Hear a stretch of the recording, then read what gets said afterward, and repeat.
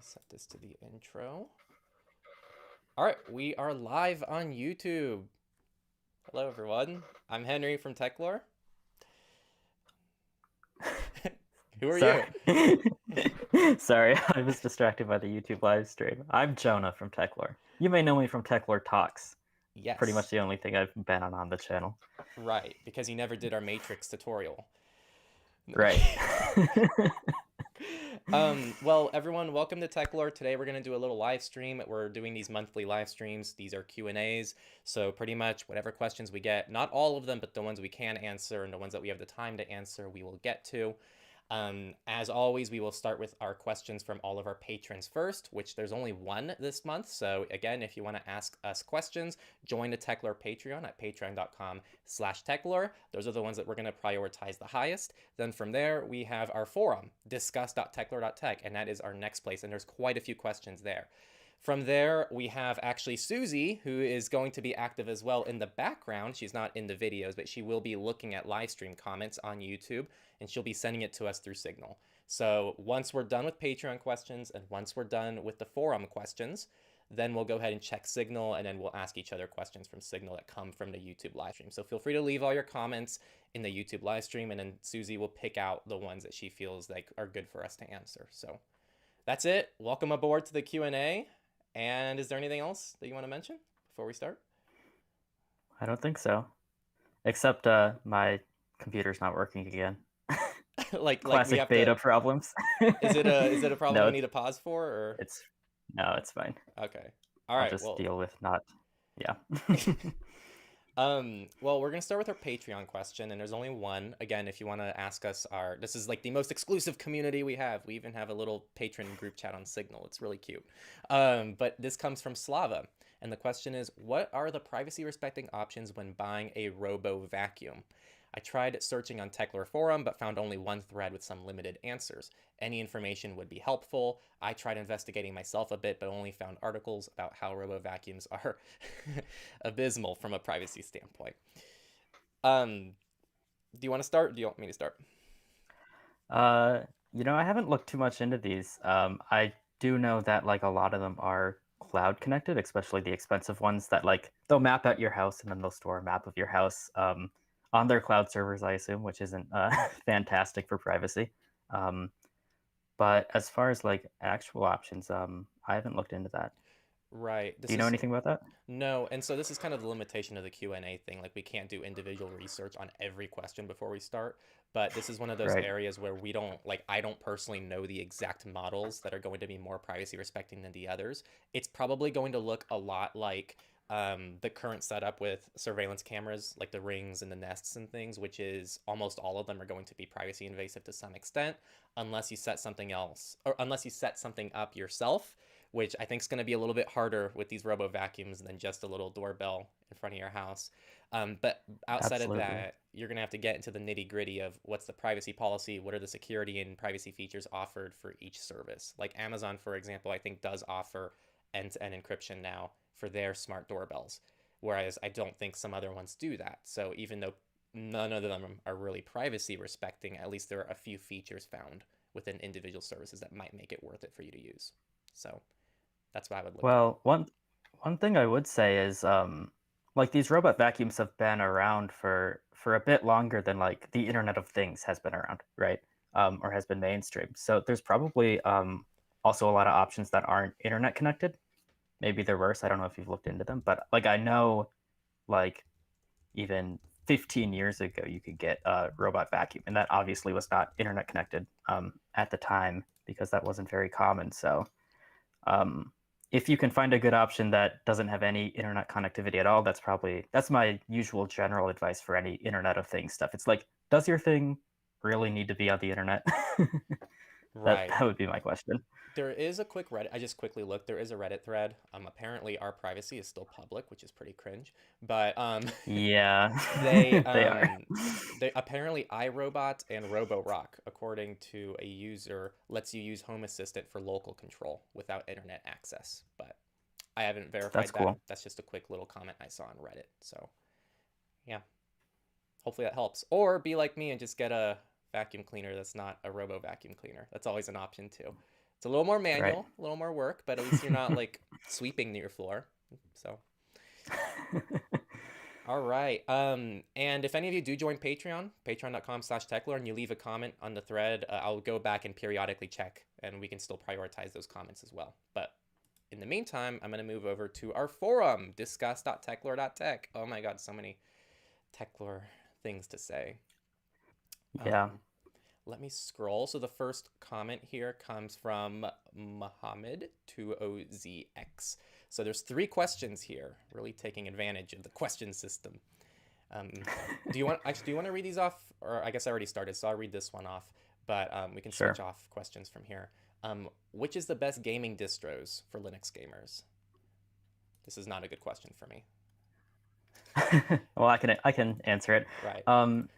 Usually, the best one are going to be ones that get frequent updates, because the biggest problem that gamers on Linux have typically are drivers, especially like graphics card drivers, that kind of thing. So when you're using like even a operating system like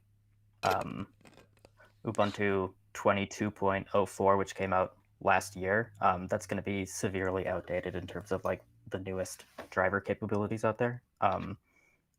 As far as like the best ones, I haven't had a problem with Fedora myself, but I'm not a heavy gamer, so take that with a grain of salt. I've heard the good things about Pop! OS, which, do you know what that's based on? I feel like it's Ubuntu based, but now I Yes. can't remember Pop! for OS is sure. Ubuntu Yeah, based. Yeah. pretty sure. But it's like I think they get more frequent updates. They have their own software repositories for like gaming specific things. A lot of people like it. I would say the other popular choice that I hear is for gamers is Manjaro, and I wouldn't recommend that because the Manjaro team has a lot of issues with that product in general, like especially in terms of security, which I don't know if we've covered before, but there's like frequently they're behind on patches. They've submitted patches upstream that cause problems in other projects, so it's kind of a mess that I would just avoid personally. Um, but yeah, pretty much anything that gets like the most modern updates available to Linux is going to be good. I know that the Steam Deck is based on Arch, so if you feel comfortable with Arch Linux, that could be an option for you. But of course, there's a bit of a difficulty curve there. Right. I was just going to ask because I don't know anything about Steam Deck. I'm just not a gamer, Mm-hmm. so I don't even know. I've heard so many things about Steam Deck. I don't. Is that like something good?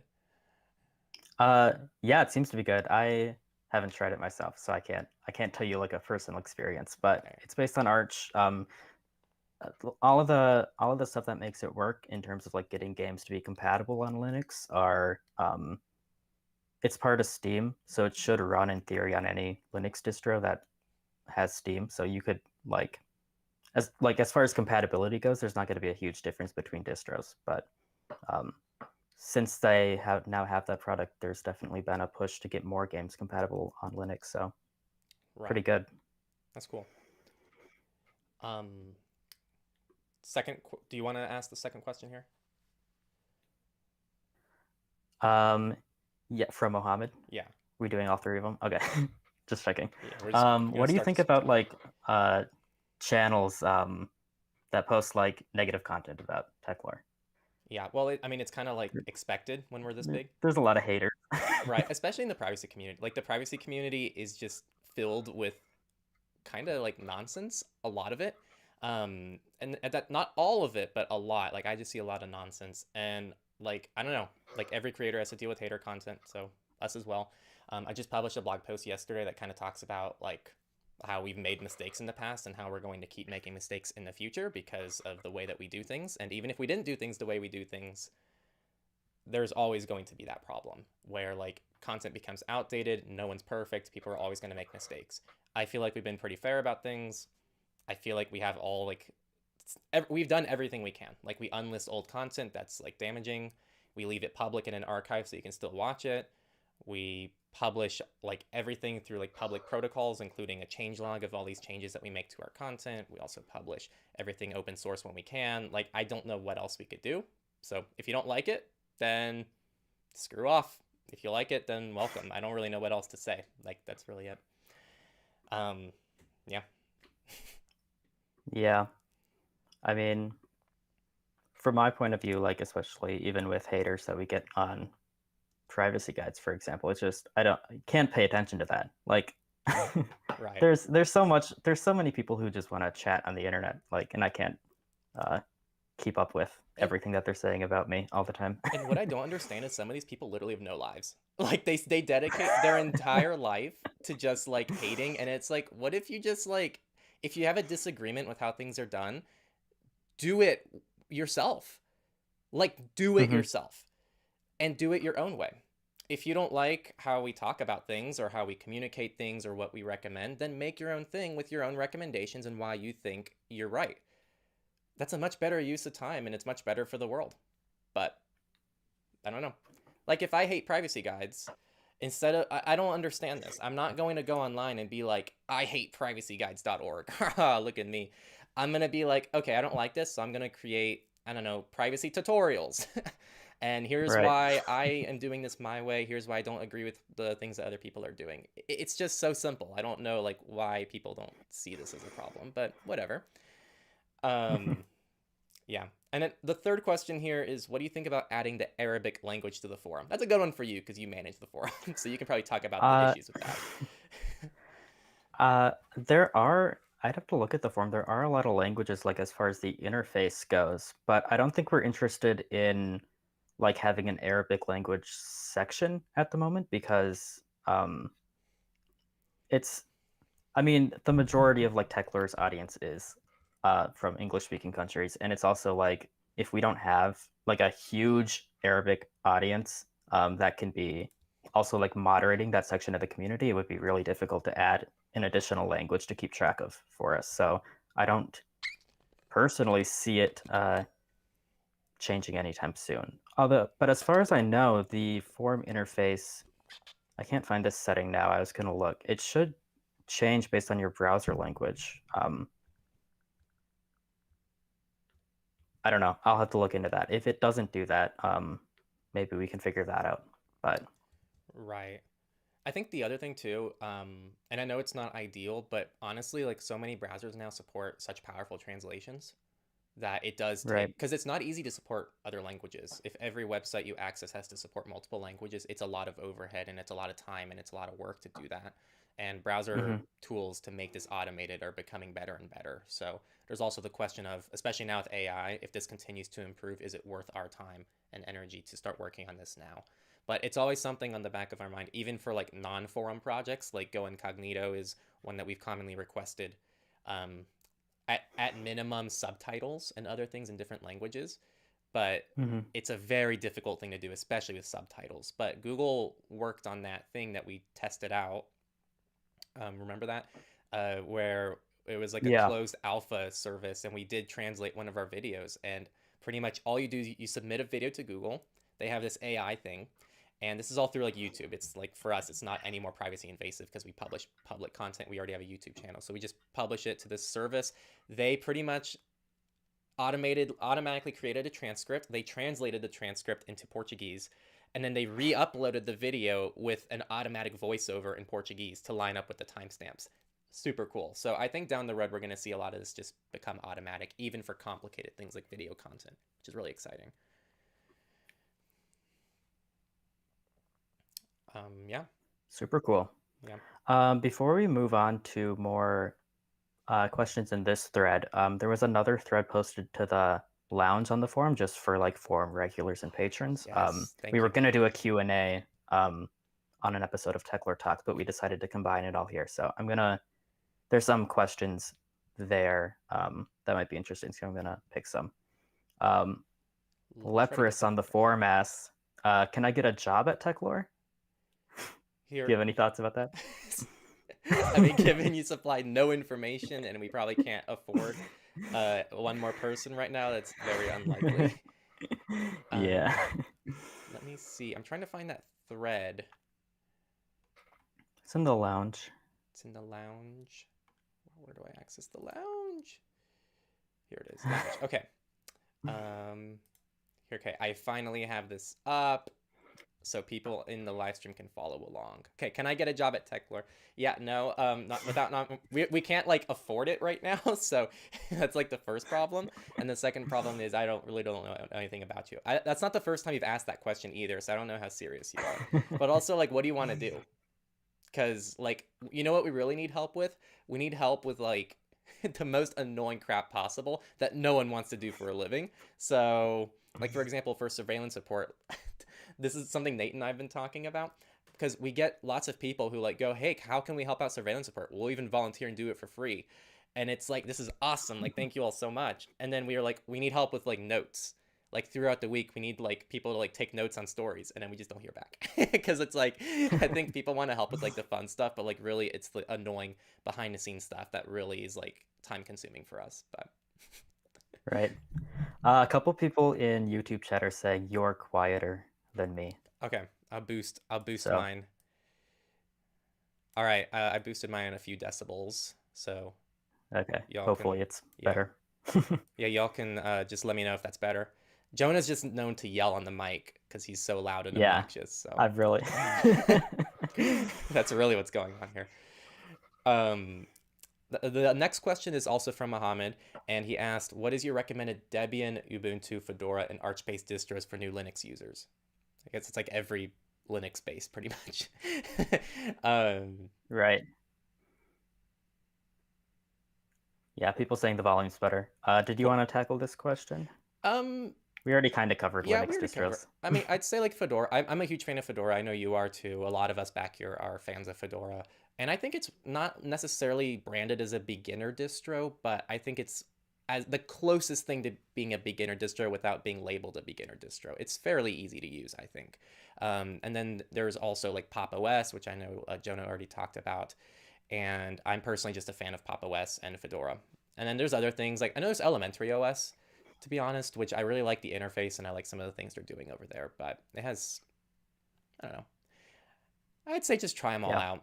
There's Linux Mint as well. Things to throw your way. Yeah, just try them. All right. Go to the next one. You mentioned that you use Todoist for task and project management. Do you have a quick explainer on their privacy posture and how comfortable you are using them? Yeah, so Todoist for me falls into the bucket of it's something that I feel like we just have to use for Techlore, which happens a lot back here. You know, people are like, "Why do you guys use this?" And it's like, well, what makes most sense for us as like a team and like a company trying to like push things out as quickly as possible. I haven't actually found anything to make me think that Todoist is like legitimately privacy invasive, but I also don't really consider it like a privacy first company. I just haven't found anything that works as nicely. And trust me, I've tried. Like, I'm constantly like, hey guys, we're gonna try this out for a month, and then everyone hops over to it, and then we delete our accounts the following month. So Nextcloud is a possible option for us. We already have everything set up, and we have different accounts that support Todoist-like features. Like for example, Synology has things that we can use as well, and we're already hooked into Synology for things, but it's just not as clean as Todoist for what we do, and so that's really it. Yeah, one thing I would say is that like Todoist kind of works for us because we do a lot of like team stuff with multiple people. Like if you're just looking for a to-do app for yourself for Right. personal tasks, there's probably a lot better to-do apps out there, probably ones that don't need an internet connection at all or sync locally, that kind of thing, that are going to be more privacy respecting.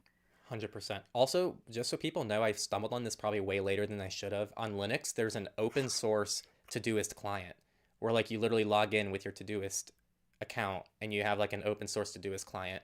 But also the other important thing is Todoist works in the web. It's like one of the best web apps I've ever used. And so like I know you mentioned Internet Ghost that you like the widget, but if you don't need the widgets, the web app is just incredible to use. And so that's the other thing. It also has an incredible web app where I can use it universally on any system, which is important, especially like as someone who's managing people like Jonah and Susie and Tori. Like I need to think about that. That's why we don't use Final Cut Pro, because if any of us ever need to edit something and it locks us into the Apple ecosystem, which I don't want to do. So that's why we use DaVinci Resolve, because it's compatible on every desktop operating system. It's also one of the reasons I wanted to move away from Adobe, because Adobe has shit Linux support. And same thing with Todoist. Right. So anytime there's anything that's a web app or is cross-compatible, I'm going to prioritize that as well.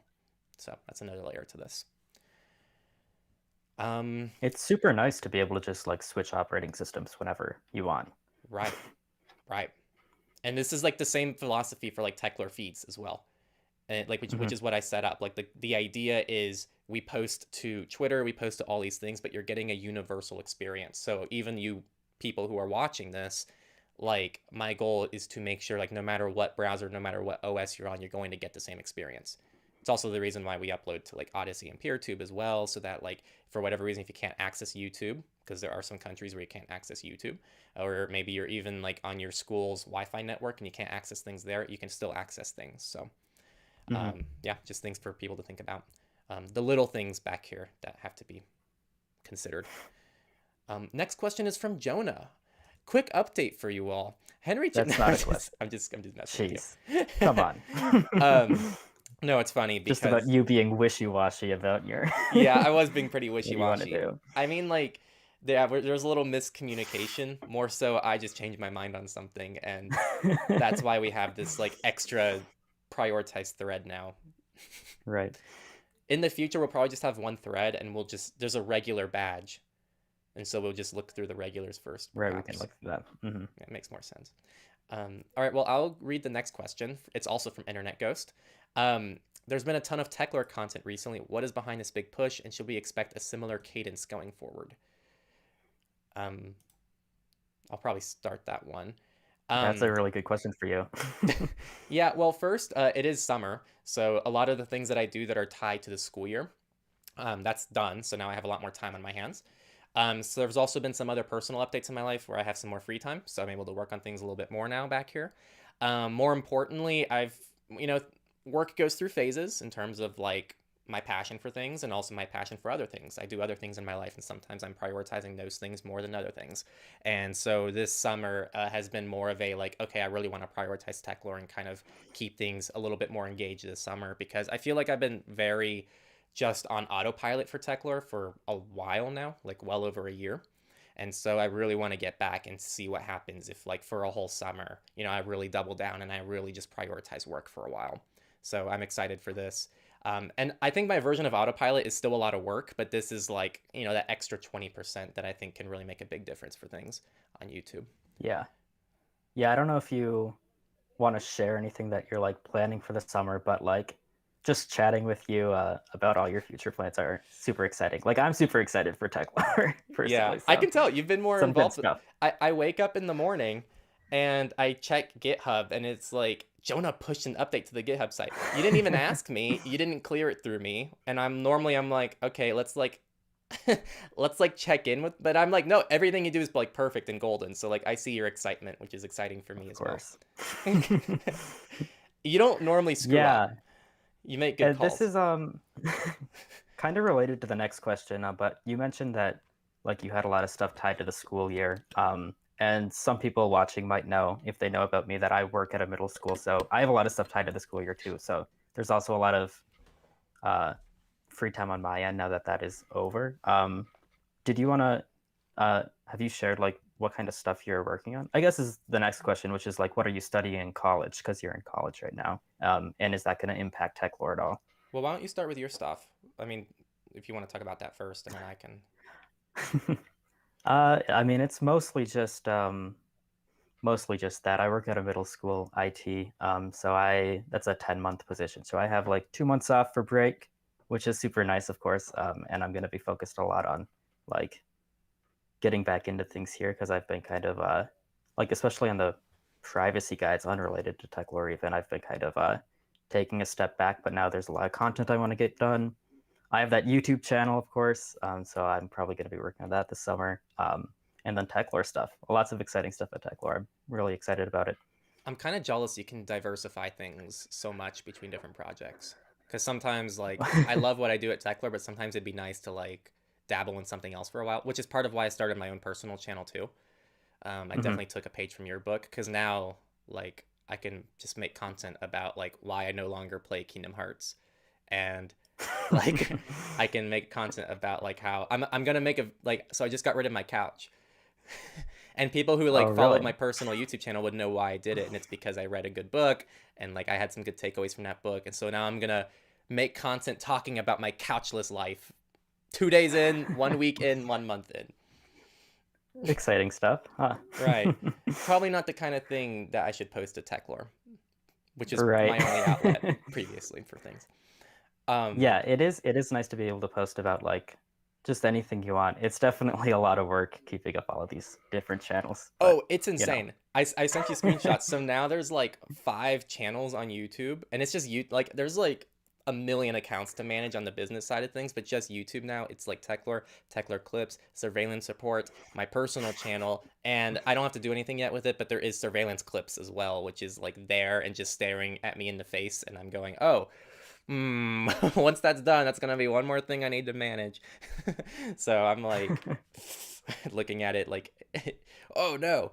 Mhm. Yeah, on my end, so I actually wasn't studying last semester. I took last semester off just because I needed a break from my actual studies. I'm kind of in digital media, digital art, which involves video production, audio production, and things like that. I started with software engineering. That's what I went to school for originally, but hated it. I mostly hated the people I was surrounded by. Not that they were bad people, it's just I'm not a super social person in especially a classroom environment. And if I'm the most social person in the classroom, it's not the place for me. So that was my issue. And so I decided to switch over to a community that I connected with a lot more. And I actually enjoyed going to my classes, which was the digital media group. And then, yeah, the other layer too is Cool. like software engineering. One of the original reasons I went into software engineering was that I thought and I was under the impression that it would have anything to do with what I do at Techlore, and it doesn't. Like Hmm. there really isn't a like the closest thing is like going into cybersecurity, but even that isn't really what I do at Techler. What I do at Techler, as far as I've seen, there's not really a major for. There's not really like a formal thing I can go through that would like actually talk about end user privacy and security. It's just a very niche topic. So, yeah. Yeah, definitely. There's definitely a lot of people who work in the privacy field who like are law experts. Like that would be something to pursue if you wanted to like think about like policy. But as far as like technical privacy stuff, what you can do, yeah, not much. Right. The legal side of things, there's definitely a lot there because legal privacy is Hmm. blowing up. All these companies are going Yeah. through all these, all this crap, and then you have to hire lawyers, and the lawyers are all about it. So yeah, I have seen the legal side of things, and actually, when a Google recruiter reached out to me, that was one of the things that they asked about. So they were saying like, oh, well, like Google, we have these things, and I'm like, okay. And one of the things that they mentioned was, well, there's a whole legal team, and I'm like, that sounds miserable. I would never want to do that. I don't want to work for Google in the first place, but even if I did, I would like that would destroy my life to have to work in the legal side of things. So for a split second, I did consider trying to like to at least see the educational pursuits of the legal side of privacy because at least it's somewhat tangibly related. And I thought Yeah. that if there's anything that is kind of missing in the privacy world, it's not technical people. It's people who know how to communicate, which I feel like I do really well. That's already something I do. That's why I can run a channel with over 200,000 subscribers because I can communicate with people and teach people things in a way that's understandable to them. But the other side of it is the legal side of things. Like, I want to be able to read through these crazy bills that are trying to be passed in the EU and the US and be able to give an expert legal opinion on those things. So that is Hmm. real value that I think would be provided to the privacy world. But I love the art people. What can I say? So let me ask you. I'm just gonna ask my own questions now, not not even off the form. Are you degree seeking in like this digital media thing, or are you just taking classes like that you think are interested, but you're not like you don't have a degree goal at the end of this in this mind? is this is why I think I struggle to finish college because Yeah. I really only care about I don't care about the degree, which is Hmm. why most people like force themselves through college to get the degree here in the States at least. And I could not care less. I don't even care about my grades in my classes. The way I work is I'm here to learn and I want to be around other people that inspire me. And when I don't feel that in the class, I really struggle to actually go to the class and actually take it seriously. Because most people Yeah. have more of that extrinsic motivation of like, well, I still need that degree, blah, blah, blah. But like, I have a business that I'm already passionate about. I already love what I do here at Techlore. Why am I going to be putting time and energy into this other thing for a degree that I don't need to pursue my business. Hmm. So for me, the degree would be nice as a backup if I ever want to end Techlore or give it control to someone else. If I can't deal with the crazy privacy community anymore, and I say crazy not like because the privacy community is crazy, it's just there's a lot of craziness within the privacy community. If I feel like I don't want to deal with that anymore and I actually want to be happier in my life and get away from all of this, which I think I would be, then having a degree would help me a lot. Though I think my experience at Techler also speaks for itself, and I think that that's also gonna like help me a ton. Like not many people can say Yeah. they've managed something like Techler for literally like 9 years at this point. So yeah, I don't know. What about you? Are you in it for a degree, or like what's your situation? Are you going to learn? What's your uh, yeah, I haven't been taking a lot of classes lately. I've taken like a long time off, but I am going, probably going full time this fall.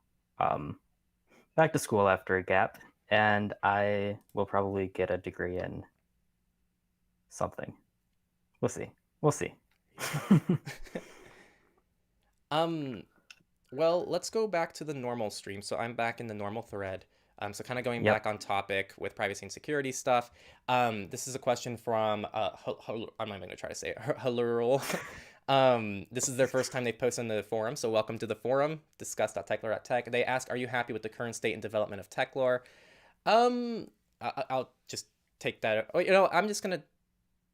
I'm gonna take this question over, and if you want to add anything, you definitely can. Yeah. Um, I would say I'm happy with a lot of things with Techlore. I'm not happy with um I don't know. I feel like we put a lot of effort in, and it's kind of like I feel like the privacy community is so small, and so there's only so much that we can expand without trying to get like other people to care about privacy. And so that's kind of why like it's kind of a constant battle of like we can only grow so much without more people caring about privacy. Um, you ask if there's one thing I would do differently if I could start over. I mean, I always kind of go back and go, I wish I didn't show my face and I just kept it completely private and just like held the identity away from Techler. But I think that would have had other negative consequences as well. So I don't know. I'm mixed on that one. Um, I don't know. I look back and there's things I did, and I'm like, yeah, back in the day, that was the information I had to work off of, and that's just what it is. So there's not much else I think I would have done differently. There's only so much I could have controlled back in the day, and there's only so much I can control now. And I'm gonna look back in this in 3 years and go, wow, yeah, that's what I could have done best then. Um, Hmm.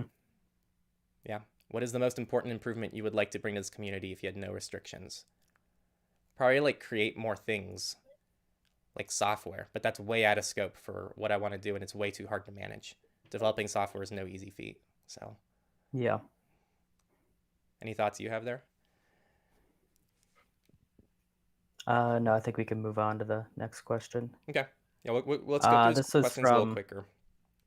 yeah, this is from P Tasky on the forum. I don't know if I'm pronouncing any of these usernames right. You're just gonna have to deal with it. This is the first time they posted too, so welcome. Henry, what is your experience with your Garmin watch from the privacy side of things? Do you use Garmin Connect? And did your watch's battery life decrease significantly after 6 months or so? I was looking around to see if my watch was around. I wasn't just like, what's going on? Um, no, so I'm a runner and I use a Garmin for my running, and that's all I use it for. So my like it's never on me ever. When I'm done with my runs, I power it off and I keep it on my desk. Normally, apparently, it's not on my desk right now. And then when I need to go on a walk or a run, I'll put it on and I'll use it and then I'll come back. So I guess like I use Garmin Connect just to sync the watch to the account, but actually the way I use it, it could be almost completely offline. And the cool thing is you can actually plug in the Garmin watch into your computer and transfer, I think it's a GPX file. You can transfer the GPX file into like literally anything you want. I think there's even like local software that you can have to just load up the maps and things like that. I'm Yeah. not that extreme about it, but if you really wanted to use Garmin's like completely offline and use it pretty privacy respecting in a privacy respecting way, that's always an option. But yeah, it works for me. It works for my like threat model and what I'm trying to protect. I don't think it's really anything. Like I'm not going to use things like Strava or anything else that's public facing. So yeah, that's really it. As a runner, it's kind of a tool I feel I need. Though even for the running side of things, for people who want an inside look, um, I don't track anything on the watch. Like my heart rate's disabled, everything's disabled except time and distance. That's it. Like, I just want to see time and distance Hmm. when I run. I don't want to track anything. Like, I'm out there to run and disconnect and like be in tune with my body. I'm not there to like watch a watch or like try to, like that's just not why I exercise. So why do you have the watch instead of like a stopwatch? To track distance, which is important because mileage is really important for us runners. Like, we need to track mileage. It's important for preventing injury. Like, I need to know how many miles I ran for a long run. Like, my long run assignment will be, 13, 14 miles. I need to know when to turn around. Hmm. Sometimes you can calculate that because I know at any point in time how fast I'm going. So I know the Well, I was just general. gonna say, like, could you just map your route You can. and then You not have can. the smartwatch? But you don't know the runner life, which is you don't go the same route every time.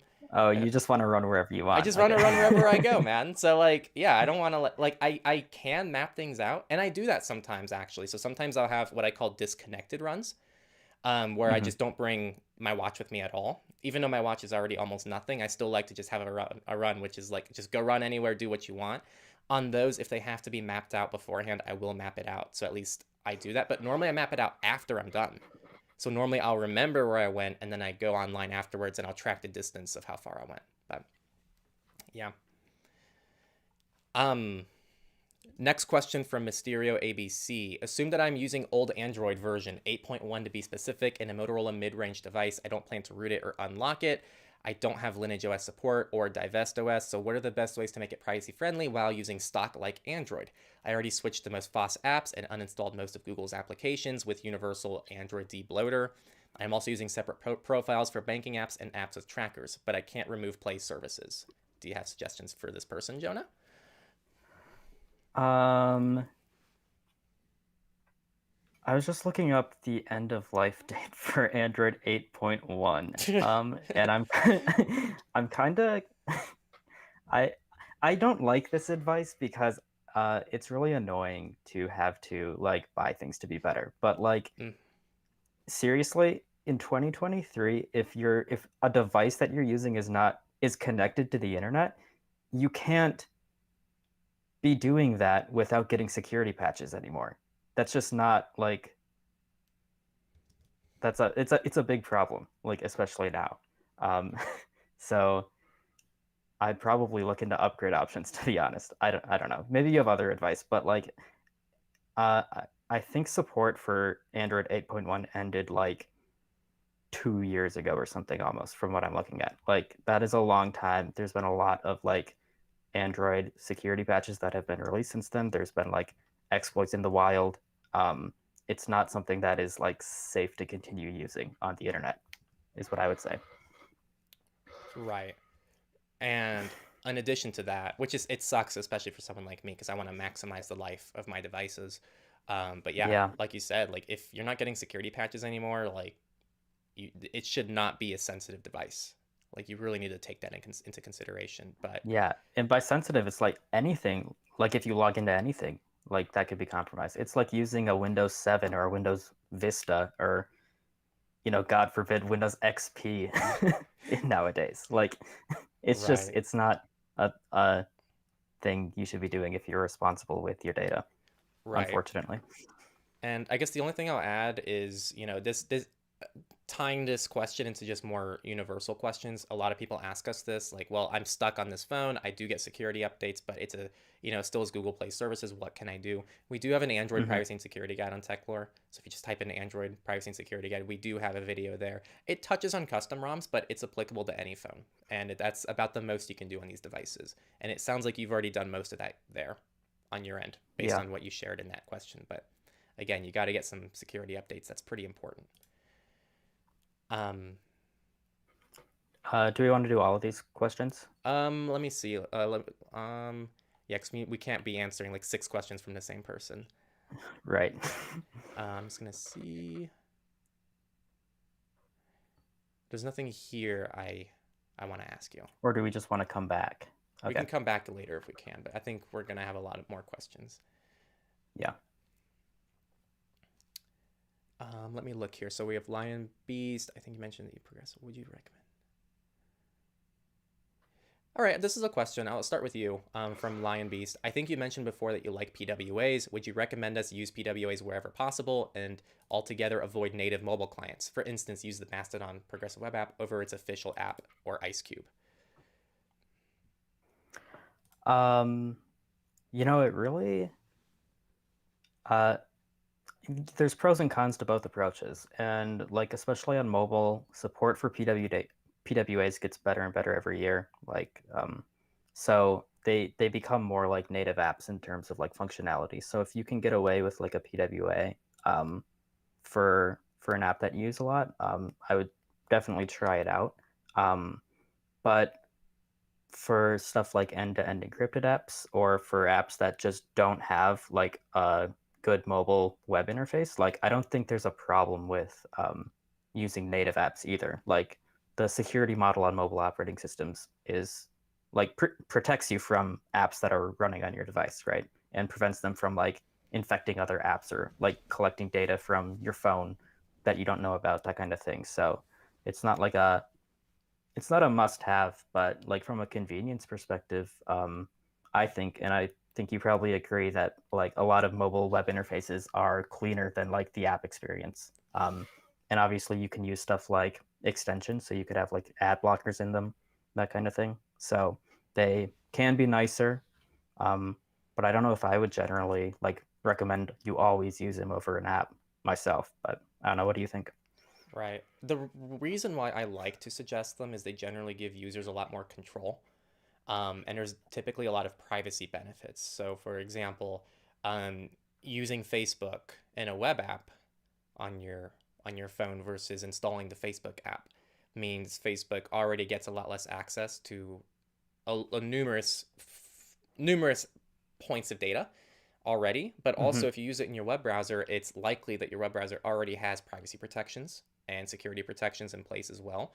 So for something like Facebook, so I think especially for invasive things, I would be looking at the web app first. Because with Facebook, for example, if you use Facebook in Brave, Brave is already going to take care of a lot of the things that Facebook's going to try to collect about you. Facebook's tracking is somewhat limited to within the browser. Obviously, there are other things they can do, like they can get your device's information, they can try to get your IP address and tie that to other things. There's a lot of things Facebook can still do, but it's better than installing the native app. So I think it's for the invasive things that I really would look at the web apps first, personally. I don't know. Mm-hmm. Um, Uh, well, next question from Lion Beast is, as a KeyPass user, is it best to compartmentalize and create multiple KeyPass databases so that even if one of the databases and master passwords are stolen, not all of my accounts are compromised? And is the usability sacrifice worthwhile? Any thoughts um, on that? yeah, I mean, this is a question that I can't really answer for you. This is Yeah. extremely personal preference, and it depends on what you're protecting. If you have dedicated business devices for a business that you need to protect, it's probably better to have dedicated KeyPass databases exclusive to those devices. Like it really depends on like what is being compromised, what is your environment look like what is going on, what are these databases for?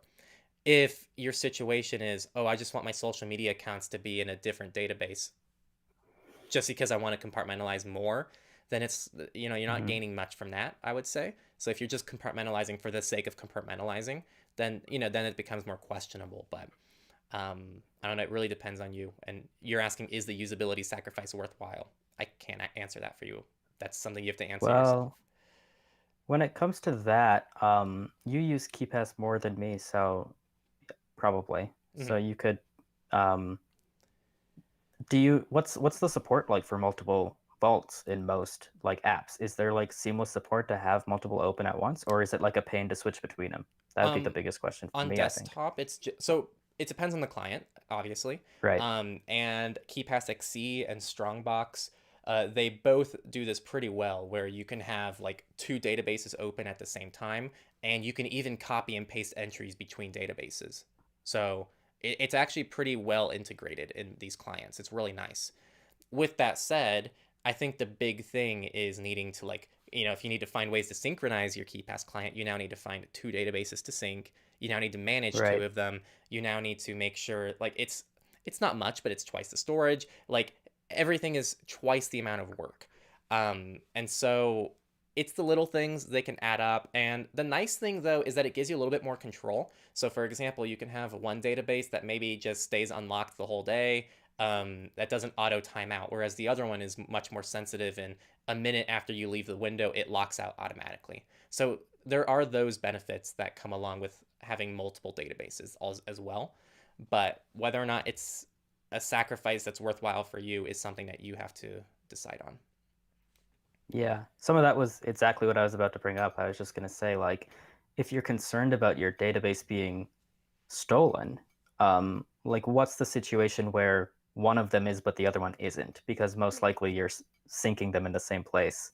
Otherwise, you're managing like multiple syncing systems, even just to manage these multiple databases. Right. So I think that's also why it all depends. right. I think that's also why I brought up the multiple devices as like one of the first thing, because I think like that's the only situation I can think of for having multiple KeyPass databases is if they're being synced on different devices. Yeah. But there might be a use case we're not considering here. I'll cover. So you already kind of touched on. We already talked about PWAs.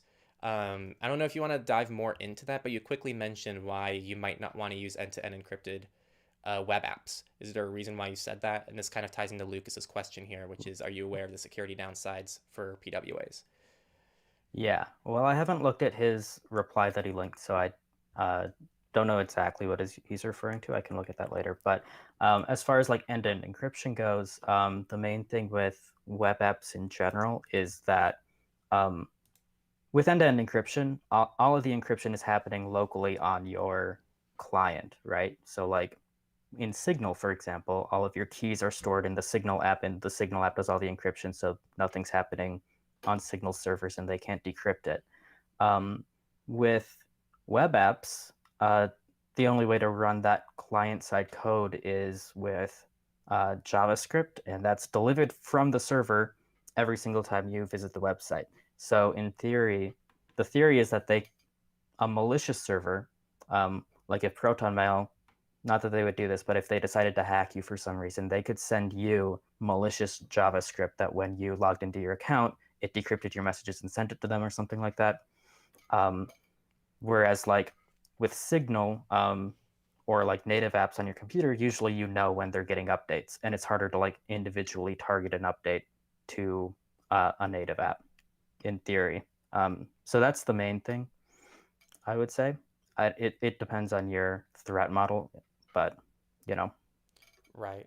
Before I have a follow-up question. Before I get there, people are asking, are we ignoring the YouTube chat stream? We're not ignoring that. As I said at the beginning of the stream, we're doing our prioritized patrons first, which we already took care of, and we're going through our forum second, and then we'll do the YouTube stream at the end. So just be patient. Susie's sending us all your messages along the way. So if you ask any questions throughout the session, like we still have them collected. We're just going to get to them last. So just be patient. My follow-up question for you regarding this is, there was a point in time we were using Mega for our cloud storage. And I wanted to ask, because Mega has an extension that allows you to install the extension, and I think it runs all of the JavaScript locally on your machine. Does that help address some of those concerns that you bring up? Yeah, that was actually an example I was going to bring up, but then I forgot.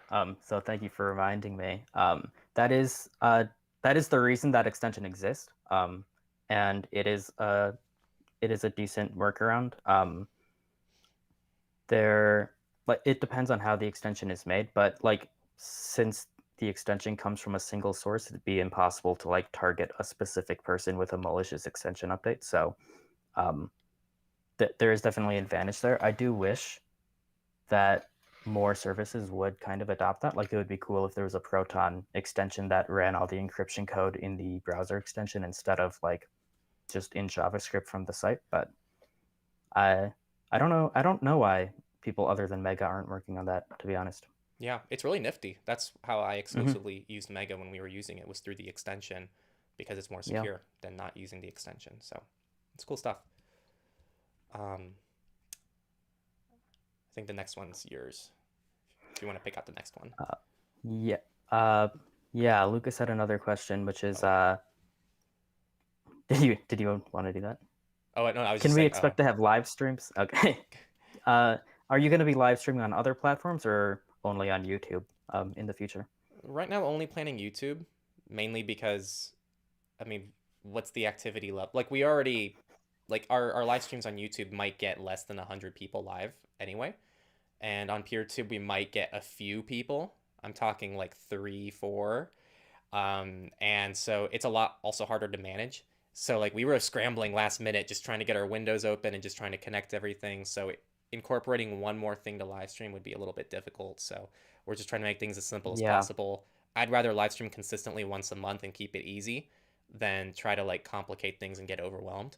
Plus, these streams, when they're done, are still live on YouTube and then they automatically sync to Odyssey and PeerTube anyway. So they're hmm going to end up on those platforms. And as you see right now, most of the live stream, we are prioritizing comments on the forum and from our patrons anyway. So the YouTube live stream comments aren't even like the most prioritized thing anyway.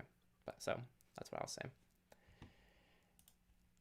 Um, Next question is from Gunther, and he asks, purely in terms of privacy and security, leaving aside other ideological considerations, what is the advantage, if any, of open source software over source available software? So he's not asking about open source versus proprietary. He's literally just asking about if it's source available versus open source. So pretty much like Vivaldi, I would say. right. Um, I mean, the open source movement is like it's mainly an ideological movement about like copyright law and that kind of thing. It's not super related to privacy and security. Obviously, the biggest privacy and security advantage is that that code can be audited, which is the same in source available software. Um, Probably one of the biggest things is that a lot of source available software, um, they don't provide the tools to like build the product yourself, like if you wanted to. So you can't like in some cases, you can't be sure that the code that you're running is the built product is built from the exact same source code. Um, but even that's not super common. Otherwise, I guess the only advantage that I can think of off the top of my head is like with open source software, you can get contributions from the community. So like if people wanted to make changes to it, like that are related to privacy and security, they could submit those and get those merged in. Whereas that's usually not the case with source available software that's being produced by like one specific team. I don't know. Do you have any other thoughts on that yourself? No, you covered that really perfectly. I have really not much to add there. I think for most people, there really isn't much of a privacy and security advantage between open source and source available software. Because the main thing, like you said, is the transparency and the ability to audit the code, which you can still do with source available software. I would just say Right. that, but this person said, aside from ideological considerations, I would say it's like ideologically is the main thing, and then the ability to contribute Mm-hmm. to it. Um, but yeah. Also, shout out to Susie, who's still kicking ass and managing the YouTube stream chat, so we don't have to. Which it helps so much too. Like I can just look at you and just chat. It's much easier. Yeah. Mr. Fatman on the forum asks, is there any text-based material that you would suggest that's maybe deeper than books that you've recommended in the past? Um, I mean, aside from the things I've recommended, there's obviously, honestly, not really. A lot of them are beginner intermediate level books. Obviously, there's always going to be like Michael Basil's Privacy and Security OSINT book, which is probably like as advanced as it gets for books that I've seen. Outside of that, I mhm. haven't seen anything more advanced or as complicated as that. I don't know if you've seen anything that I haven't. No, no, I haven't really been keeping up with a lot of books lately, to be honest. I mostly just read like different news sources, but not a lot of like long form material. Right. Okay, we only have four more comments on our forum, and then we can get into the YouTube stream. So all of you patient stream watchers, we're almost there. Next question is from the Privacy Dad, who says, "Hi Henry, can you comment on what's been happening with the Aurora store? Do you see a positive outcome, or are those of us with custom ROM phones going to have to get a second phone for Android and running mainstream apps, banking, for example? I assume on the main phone. Thanks." I think we've talked a lot about this already. In like our other content, we've already posted like Techler clips about this as well regarding um, anything that's a front end that's not actually an independent source of what you need to grab. So Aurora is a front end. It allows you to get Google Play Store apps, but you're still dependent on Google allowing you to do that. You're still dependent on the Google Play Store indirectly. And it's the same thing with watching YouTube videos on NewPipe and things like that. Like, you're still dependent on YouTube creators uploading to YouTube, and YouTube pretty much allowing those platforms to exist. I think Aurora is a fantastic project. In my opinion, it's really the only way to actually use like a de-Googled phone in this day and Mm-hmm. age. I know people are going to say, but what about F-Droid? But what about Optanium? But what about XYZ? But none of these are actually like centralized places where you can directly and securely get applications from pretty much any app that you already have. That's not an open source only app on F-Droid. So without Aurora, if Aurora was to just disappear overnight, that would be terrible for the custom ROM world. It would pretty much mean that like the only option would be like, ROMs that allow you to use the Google Play Store, and now you're still Googled. Or you're gonna have to like manually get APKs from sketchy third-party websites. So, Mm-hmm. um, yeah, that's really it. I think Aurora's doing great. I'm glad that they're responding to it. It seems like a lot of people have had success. On our forum, we have a whole thread of people commenting on like workarounds and things to keep it working. And so it looks like people are able to use it. But I really think that the last few weeks should be a huge wake-up call to everybody anywhere that centralized companies and front ends to connect to those companies are never safe. Reddit, Twitter, anything with an API, YouTube, Aurora, Google Play Store, all of this. I don't know if you have anything to add. We've Mm-hmm. talked about this a lot already in different videos. No, I don't think so. Yeah, we covered that pretty well, I think. In which episode was that? We did an episode of Techler Talks where 11, we I talked think. about It Aurora. was the last one, Probably, 11. yeah, last one. Yeah. Yeah, Techler Talks, episode 11. It's like all it's about. Next question on the forum.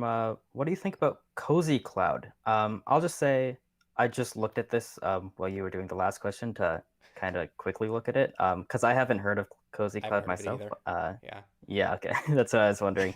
Um, at a glance, it's something that I might look into more myself because it's open source, which is cool, but uh, I don't know too much about it right now. So, Yeah, no and it comment sounds from me. like you don't either. So, Yep, no can't comment. add too much right now. Next question. Oh, I know you're gonna like this one. From Serum. Oh, by the way, this was the first post made by you. That was the cozy question. So welcome to our community, and also the next two people as well, Serum and MJ87 are also brand new as well. So welcome to all of you. So yeah, welcome. Discuss.techlore.tech. We love you. We love our forum.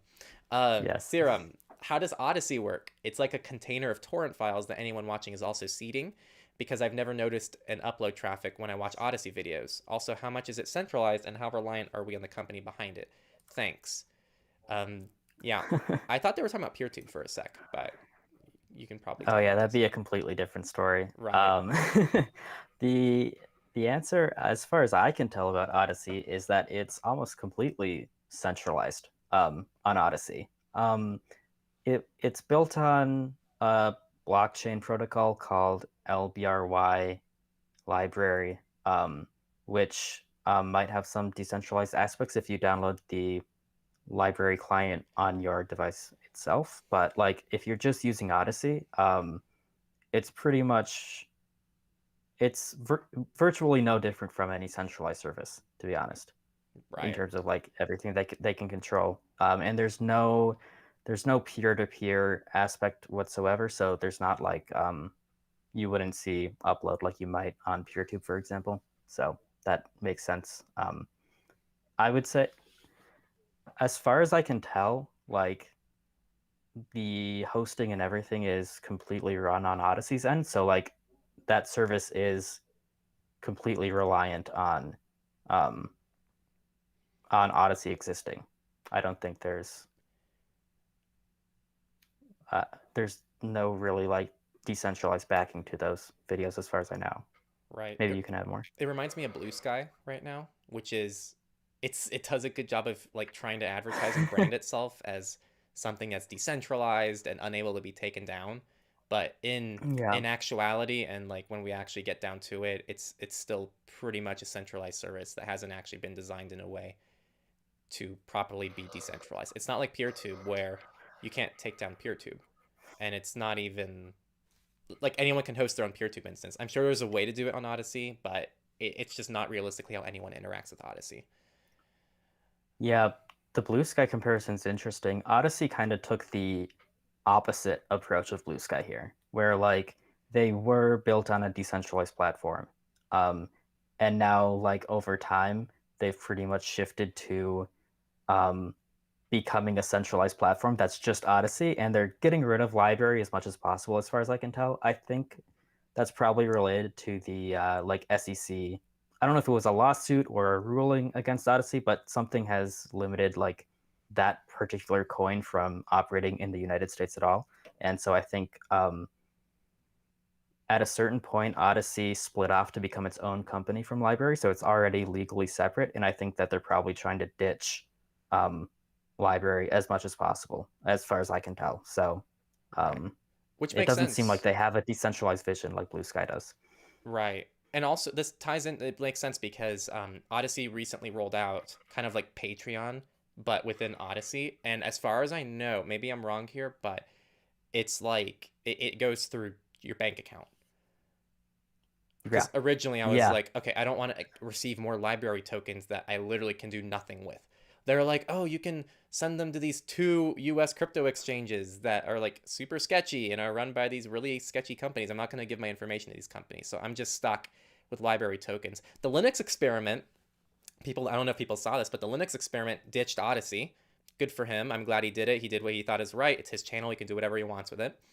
And hmm when he left, he donated all his library tokens to us on Techlore because Oh, he's did like, he? I don't know what the hell to do with this. Yeah, so we have all his tokens, and now we're stuck with this crap. So if we ever get rid of Odyssey, we're probably just gonna have to donate it to someone else because who the hell is gonna be able to do anything with these tokens?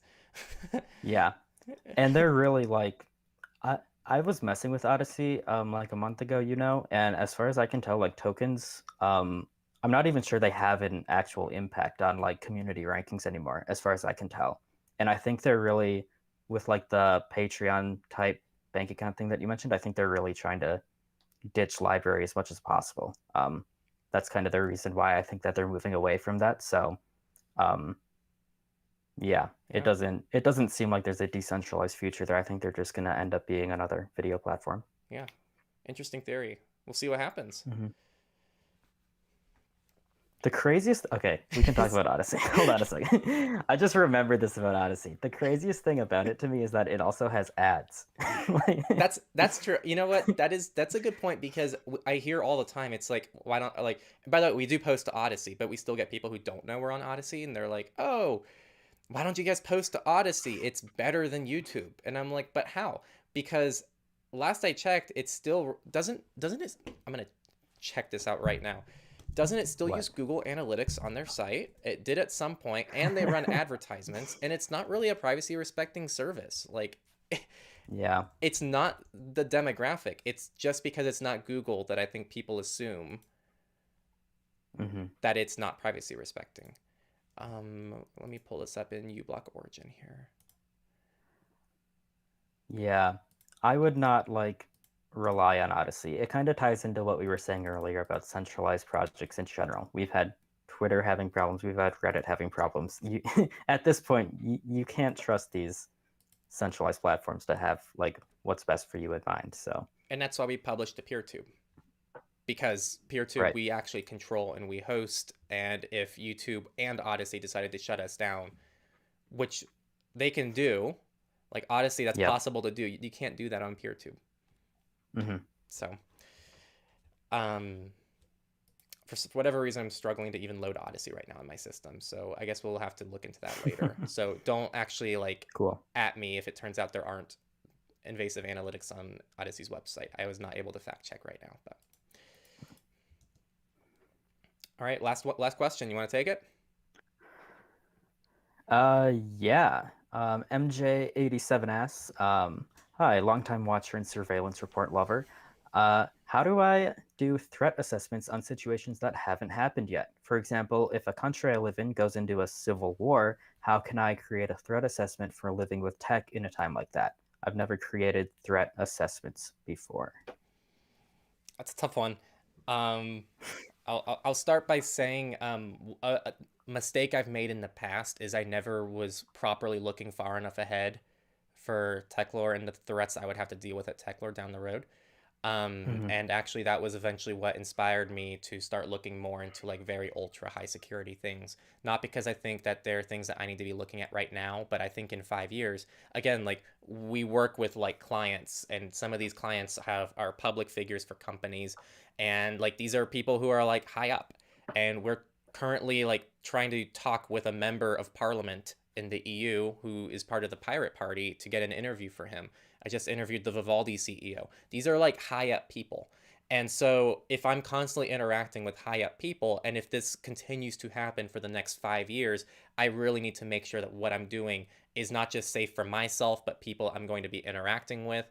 And I don't know what my threat's going to be. I don't know if there are going to be governments that are going to try to stop the kind of stuff that I'm trying to do here. And so this is what inspired that whole like, well, I'm moving to stock Android video because I need to be able to have super fast updates. I need to have a company that can actually prevent some of these like government-wide attacks. And this is like my first real, like the last couple of years has been the real attempt of trying to like threat model for the future, so to speak. Um, and so now that Apple has all this stuff, like it's now been proven that like I'm sure you saw the Kaspersky stuff, but Kaspersky verified as well that the attack that infected Kaspersky's phones would have been prevented with lockdown mode. And we also had another verifiable source of lockdown mode preventing straight up government spyware. So like Mm-hmm. these companies are actually now directly being able to battle governments, which is a scary thought. I am not saying that's not scary, but I think it really speaks to the security that they're trying to provide to these really high level threat models. Um, so I'm just giving some personal insight there. It's difficult to do, and I think you're never going to get it 100% right if you're trying to like threat model for the future. All I can tell you is you just have to put yourself in that situation, try to think of what would happen, what are your concerns going to be in that situation, and take advantage of the fact that you are probably not in a dire situation right now, and you can use a very you're not in an emotional state, you're in a very logical state, and you can try to make the best decisions for yourself right now for the future. The fact you're even thinking about it and the fact you're even planning for it is already putting you 5 steps ahead of really anyone else who's going to be thrown into that situation. So worst Yeah. case, you're a little bit wrong, but you can just make a modification to an assumption that you had a few years ago, is what I'd say. Do you have Mm-hmm. anything to add there? I mean, it really depends on like what country you're in. Like, I don't know how realistic this is, but maybe if you're in like Eastern Europe, for example, or civil war, I guess could be a lot of different areas. But war in general. Um, One thing you can do is like you can a lot of situations that you might want to plan for might be happening already or might have happened already to other people, and you can kind of use information about like past events to inform what might happen to you in the future. Like your civil war example, for example, maybe your country has never had a civil war before, but like there have been civil wars in other countries that you can learn from. Um, yeah, I don't know. The other thing, I mean, to plan for threats that might not exist yet, like spyware, for example, they're really the only thing you can do is increase your security as much as possible with stuff like lockdown mode. But it all, it always depends, you know. Right. Yeah, there's only so much you can do trying to predict the future. So Yeah. all right. Well, that, people, is the end of our. Let me refresh our Patreon. Okay, there is no more Patreon questions. I haven't seen any more forum questions, and so we're done with our 2 prioritized platforms. Again, oh, someone's just started replying. Real time. But just so everyone knows, again, we prioritize our Patreon questions. So if you want to join our Patreon for our next month Q&A, patreon.com/techlore. And then also we have our forum as well, discuss.techlore.tech. Those are the 2 places that you'll be prioritized in next month's Q&A. And now let's go over to the YouTube live stream. So let me switch over here. Okay. Now, all you people who've been so patient, thank you for your patience. I know that's not easy to just sit and wait, but Susie was saving your questions this whole time. I think you Yes. might actually have to read these off because I don't really have a way Because I have you up on Signal right now. I can't check our Signal Yeah. chat. Okay. I'll get Susie's save questions here. Um, Clara. Oh, Clara asked about books, but we covered that in a previous question, Right. so Something else, you can I don't also think we have. if you can, you can also copy all of Susie's questions somewhere else, and I can look at that. But that's also just not, if you want to just read them all out, you can as well. I don't really care. It's your decision. I'll read them out. Okay. I'll just read them out. Okay. Drag Knight asks, "Hi, it's my first live stream. I watched all the streams after it went live. Do you think Invidious will die in its current form? And if this will also happen for NewPipe?" There's no way for us to tell. I think they're both at risk. Yeah. I think Google can straight up, people haven't like thought about this. Google can do what Reddit's doing, and either like, I mean, Google can pretty much make it so you have to sign in to a YouTube account to watch a video. That is a Mm-hmm. possibility. There is nothing preventing Google from doing that. The only reason they still allow you to watch YouTube just in a web browser without being logged in is probably because, as of right now, it's more profitable for them to allow anyone to watch YouTube and watch the ads. But if that ever changes, then I think that might change very quickly. So I think nothing's safe that's a front end, which is what we keep talking about. I think they're fine now, maybe, but I don't know how long it's going to last. What do you think? Yeah, absolutely. At risk is the best way to Right. put it. And obviously, we now all know that centralized services are at risk.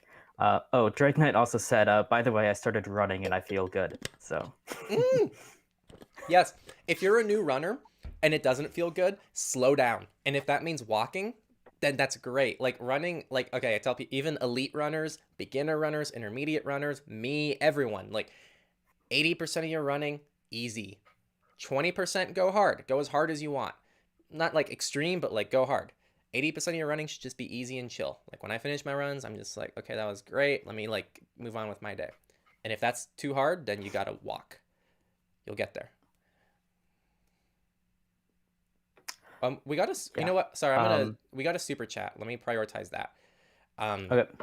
And before we go on to those, we will now prioritize super chats. So this one comes from Maddie D, and they asked, can Windscribe be trusted? Windscribe is a VPN. Can Windscribe be trusted despite its jurisdiction being in Canada? Thinking of jumping ship from ExpressVPN. Do you want to take that one?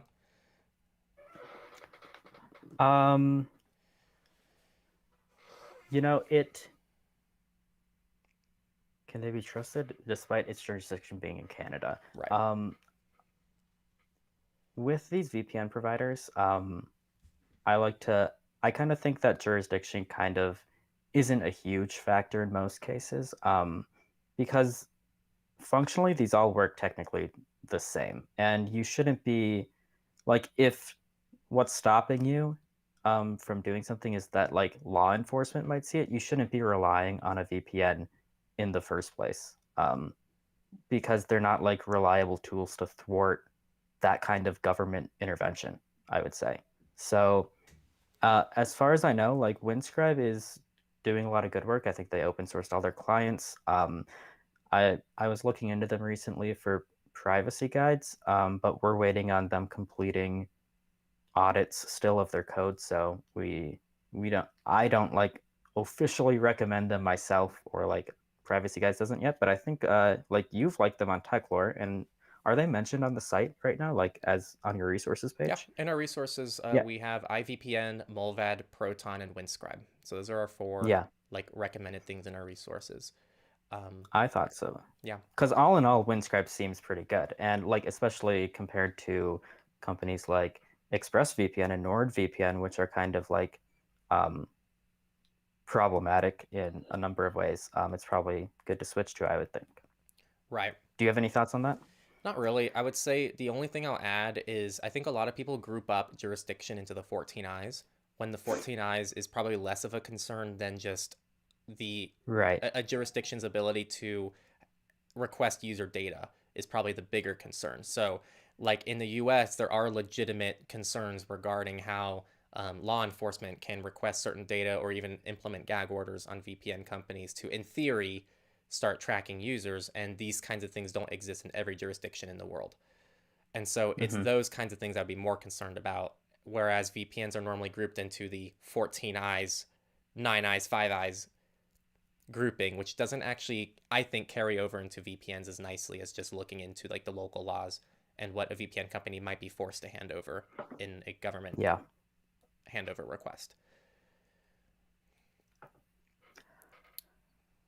We can go on to the next question.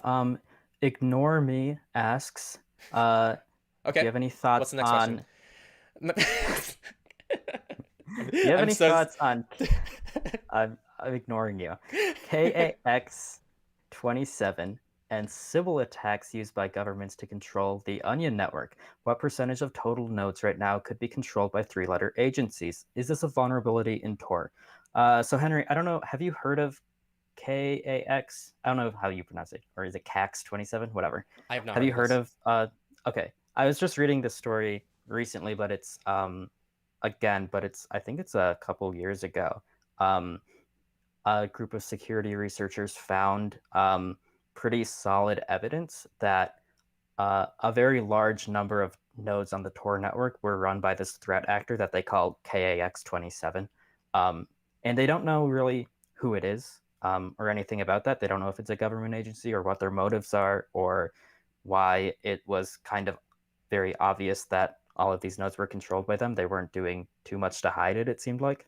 Um, so that's basically the concern. It's a concern that one party might have control over a very large number of nodes on the Tor network. So with that context, do you have any insight on that at all? Well, I mean, given I didn't read it, I don't want to comment too much on it. All I'll say is that I would say it's probably an issue with a lot of decentralized things in the first place. And we see this Yeah, even with Mastodon. Like Mastodon Social is still like by far the biggest thing, but it doesn't mean that the Federation doesn't work or it's broken. It just means that we need more people to step up and move over and host, in this case, more Tor nodes to help prevent single parties controlling a huge number of the Tor network. Um, but I don't have the context of the story, so I don't want to comment on like the safety of Tor based on it. So that's probably something that you should comment on. right.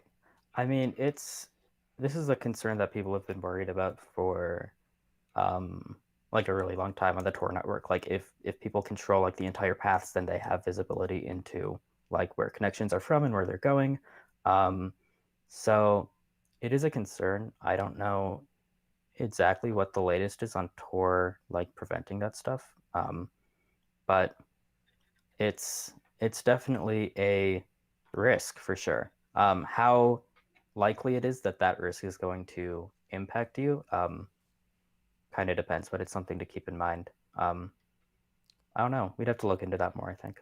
Right. The only thing I can confidently say now is even if this is a concern, it doesn't remove the protections that Tor gives you necessarily. Because I already see people going there, which is, well, Tor has these concerns, therefore there's no reason to use Tor, or Tor is compromised. Like that's where people go in the privacy community of this has a problem, therefore it's just not good anymore. So we need to find a different solution altogether.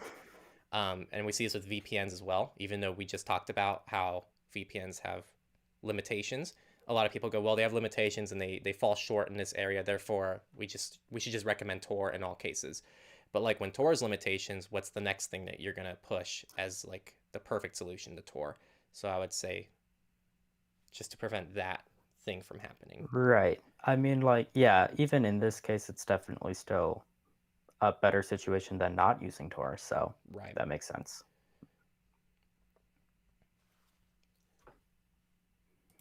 Um, let's see.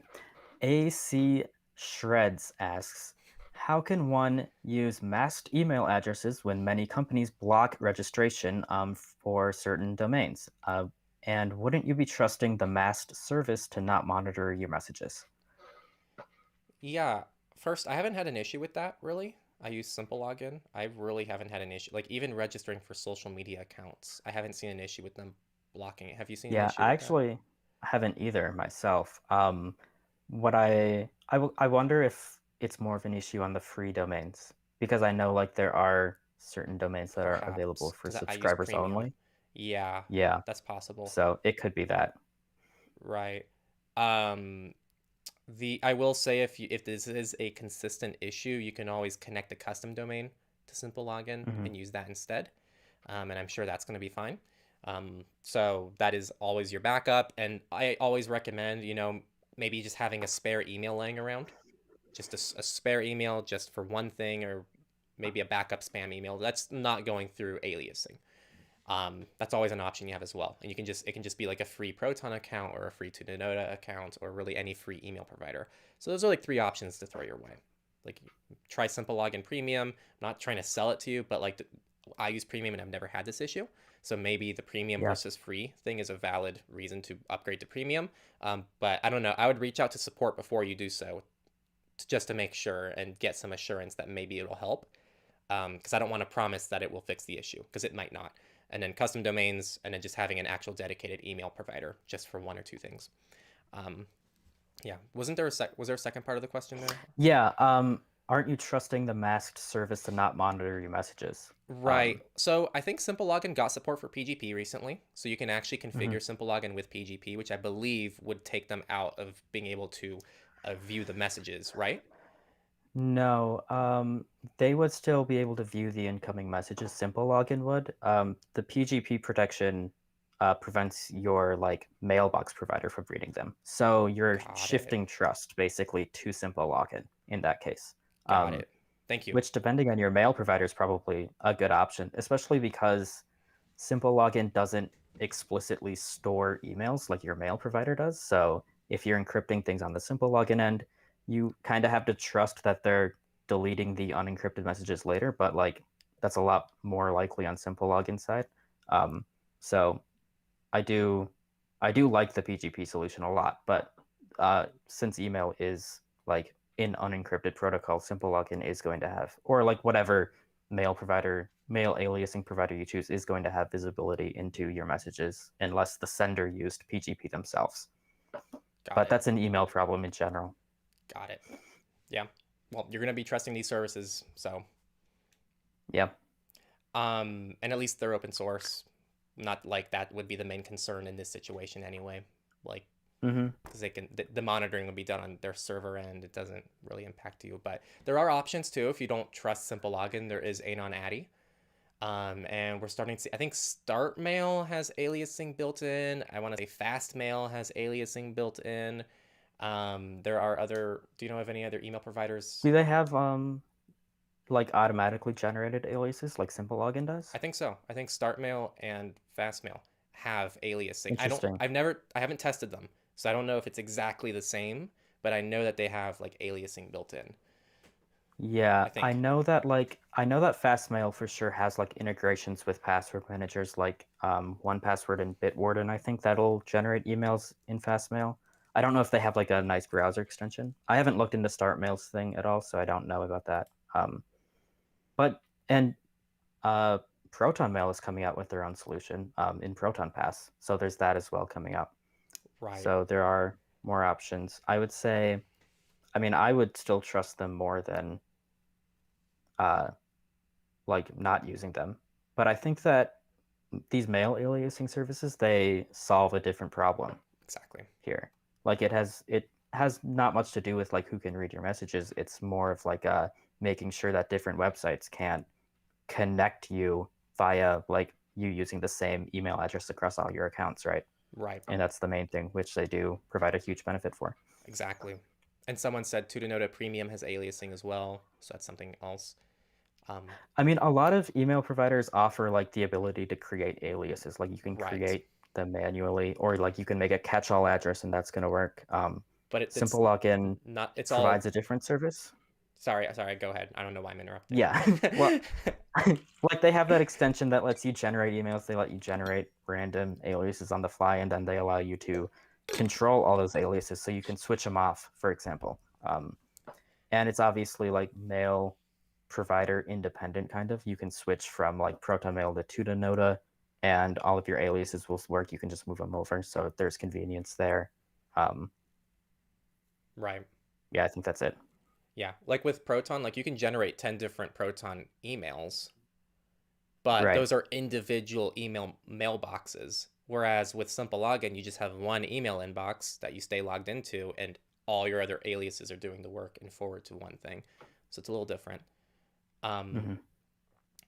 Before you go to the next signal question, someone just quickly Yeah. asked, and it's an easy one. Do you use open source software for the Techler forums? And the easy question to that is yes. It's all built on Discourse. Jonah's the one who set that up. It's actually self-hosted, so it's controlled by ourselves, and it's all on open source software. And speaking of simple login, you don't even need to like create an email or password for our forum. You can just log in with your simple login account. So if you use simple login, just go to discuss.techlore.tech and click login with simple login, and that's it. You're done. It's really cool. Yeah. It's a really nice simple login feature. I don't know. Doesn't seem to be very popular, but we have it set up and it works nice. Yeah, I wish it was more popular, but yeah. Yeah. All right. I am Peaceful Gamer asks, is it possible that there could be a hardware backdoor in Graphene or Calyx OS, and how do we do research about that? We don't do research about that. That's not something I have Yeah. the expertise to dig into. And there's really, like this would just be something that the community or someone in the community would have to find if they were. And this isn't, I'm not even going to name any custom ROM, just custom ROMs and open source software in general. This is not actually applicable to just those projects. Like you are still Well, trusting. Yeah, go ahead. yeah, and if it's hardware related, it's not really related to um, the ROM at all. Like it doesn't matter what you have installed. If there's something like this is more Google Pixel related, Right.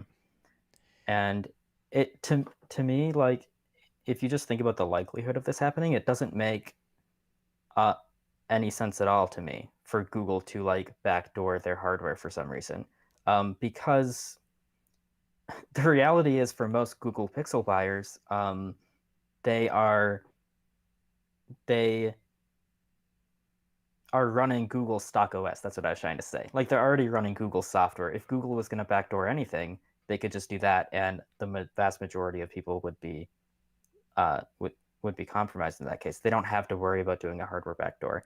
I don't think that Google is like intentionally adding backdoors to either their software or their hardware, but um, like the risk of a hardware backdoor is exceptionally low, in my opinion.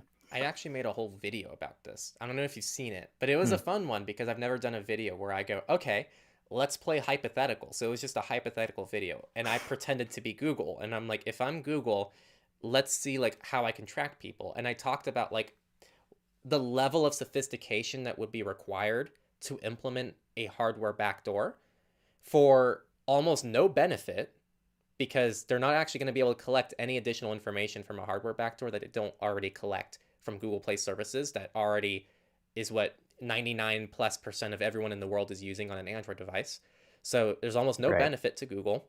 It would be extremely hard to do, and it would be extremely easy to get caught, and it would be Right. And they'd terrible. be putting their users at risk, right? Right. Which, why would they do that? I mean, the only reason they would do that is to specifically target custom ROM users. And I don't think that Google cares enough about Graphene OS users to um, go out of their way to do this. It doesn't make a lot of sense. Right. And this ties into Um, another thing too, which is I think the privacy world.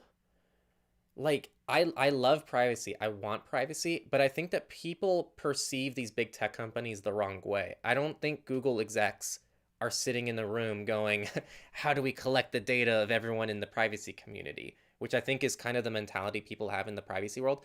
I think they literally just have an advertising industry and they're like, "We need to collect certain amounts of data for our advertisers. How are we going to collect that mhm. in the easiest way possible that makes the most sense while we still keep our users safe and make sure that they have trust in our products?"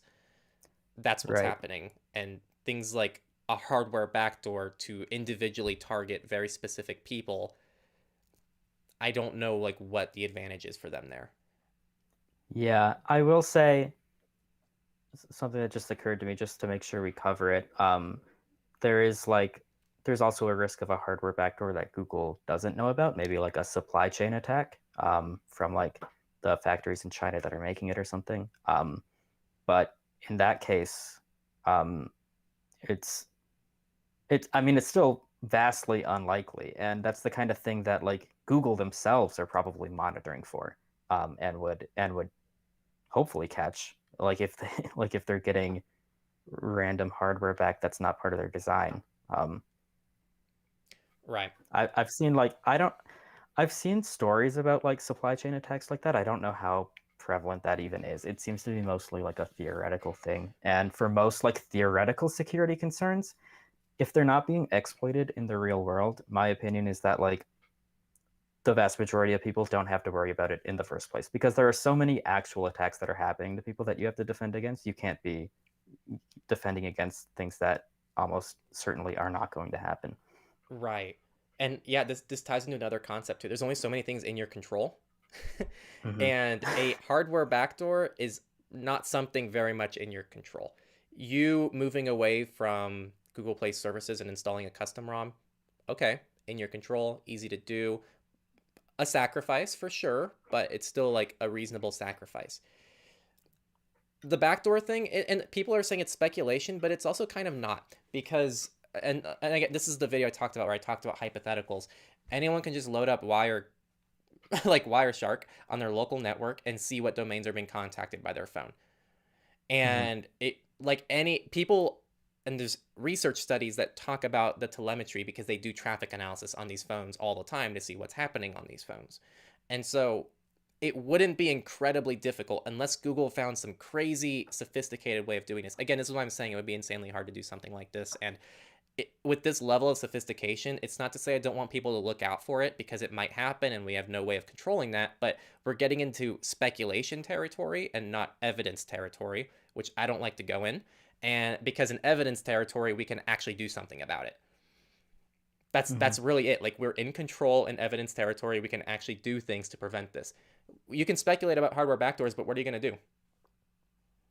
You're going to go, oh, well, I'm going to buy a Linux phone. Well, they also have supply chain risks as well. And how do you know your Linux phone doesn't have a backdoor? Like, there's not much you can do about that. Are you going to like, okay, you're going to say, okay, I'm going to compile my own phone. I'm going to buy the parts and compile it. All right, well, what if you bought like the RAM? The RAM might have been pre-compiled. What if the RAM has some crazy backdoor in it? Are you going to mine the materials yourself? Is that like where we're going to go? So this is why we have to like stay away, in my opinion, from speculation territory. And that's what we do at Techler. We try to stay away from speculation. We try to stick with, okay, what are the risks that we can actually evaluate and do something about? That's how I like to look at things. Yeah.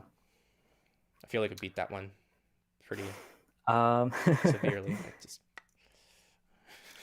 Stephen Wood asks, what are your thoughts on Puffin Incognito, their app designed for those in hostile environments? haven't heard of it, so Puffin browser? Yeah, I I don't like am it. only like vaguely familiar. My understanding is that it's like a cloud browser Oh, where like you run this app on your phone, but like the browser itself is running in a VM somewhere. Um, I might be totally wrong, but that's what I remember about it. I am not exactly sure what risk it solves, besides like just not running any code locally on your device. But on the other hand, you're now browsing the web via this company's servers, so I'm not sure that for most people it's much better.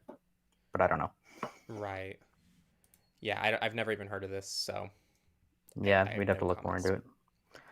Um, Two people asked, what does iMessage need to be secure like Signal? It's a good question, actually. Um, do you want to assume advanced data protection or no? I mean, you could cover both cases. If you don't back up to iCloud, your messages, then it doesn't really apply either way. Right. Well, okay, sorry. Let's get this straight before we start talking about this. What was the ability to view the encryption keys tied to? What feature is that Apple released? Because that Um, addresses one of the if issues. you if you backed up your messages to iCloud, and actually Is this a maybe lockdown it thing? maybe it didn't matter if you backed up your messages to iCloud. I think it was just either regardless of whether you use messages as an iCloud, if you backed up your device to iCloud backup, um, your iMessage key is included in that backup, and not end-to-end encrypted. So like anybody that can restore an iCloud backup from your account gets your iMessage keys. And in that case, um, what am I trying to say? In that case, Yeah, we're just trying to get the framework started for this question here because it's a big one. Right. So in that case, advanced data protection, I think this is where I was going, would help because your backup is encrypted, and then Apple would have no visibility into that key. Otherwise, if you don't use iCloud backups, um, Apple doesn't have access to your private key no matter what. Even if you use messages in iCloud without iCloud backups enabled, then your messages are still encrypted. So it's really only when you're using iCloud backup without advanced data protection, which you should not do.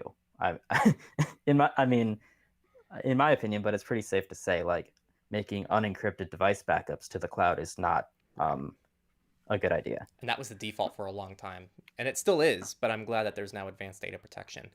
Um, Yeah. Okay.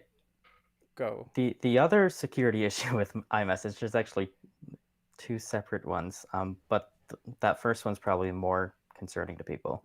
The other risk is that because Apple operates the public key directory for iMessage,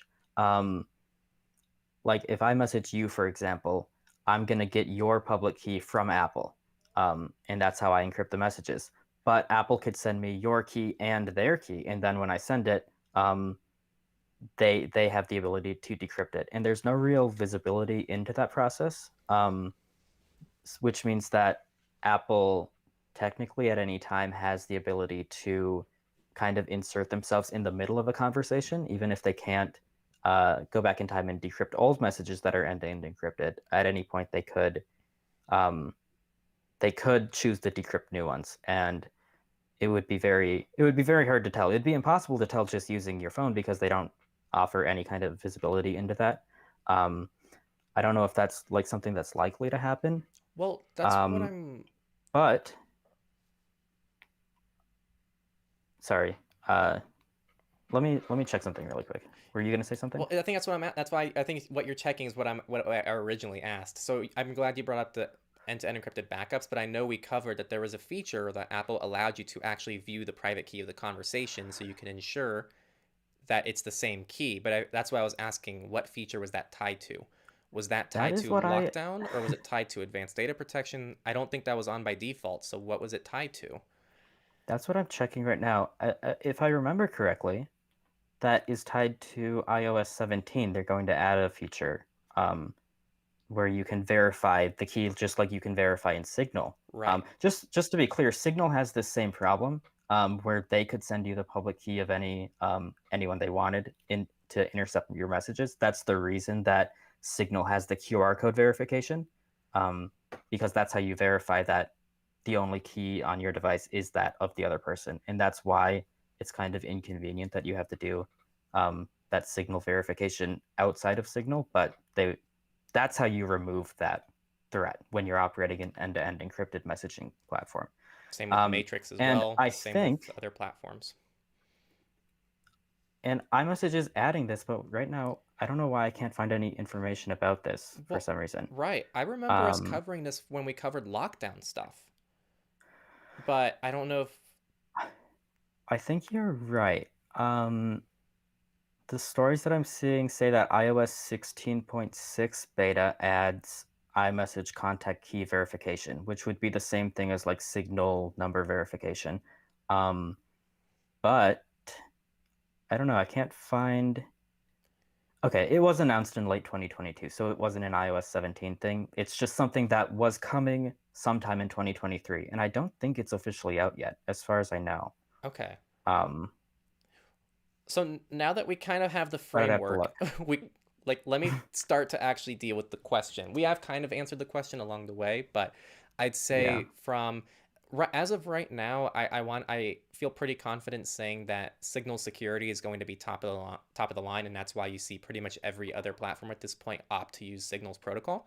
So from a security perspective and just the actual end-to-end encryption itself, the double ratchet encryption, everything that makes Signal Signal, I don't think iMessage and Apple's going to be able to keep up with that.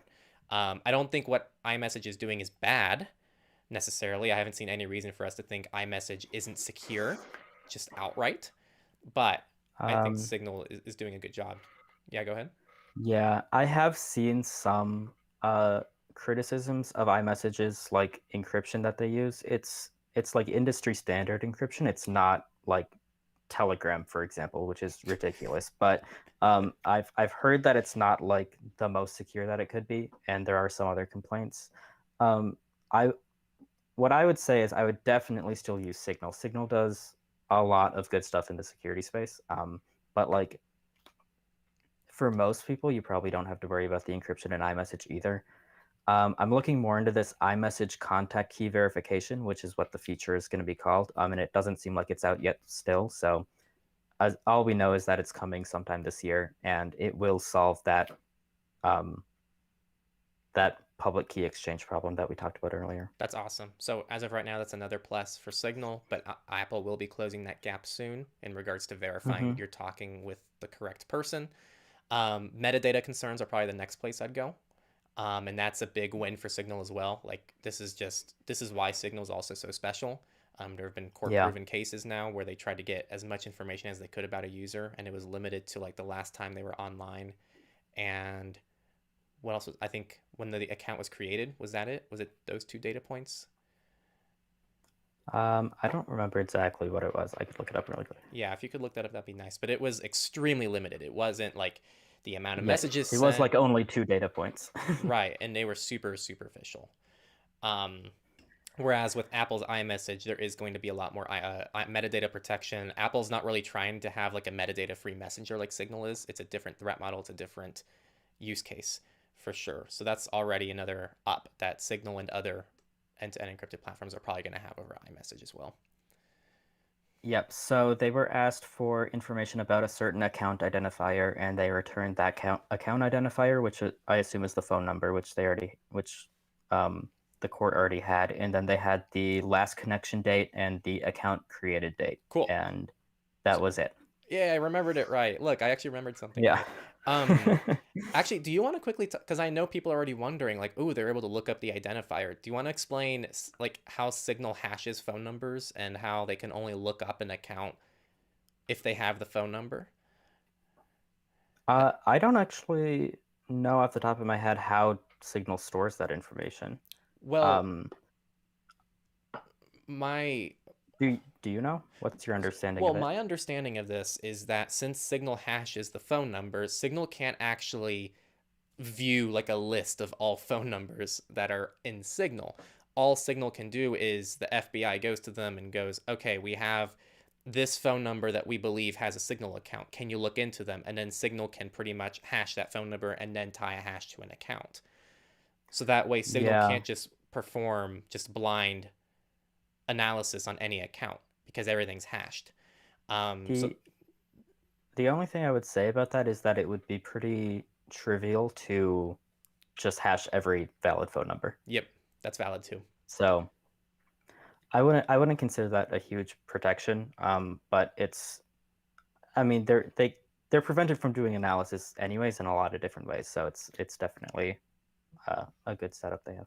Right.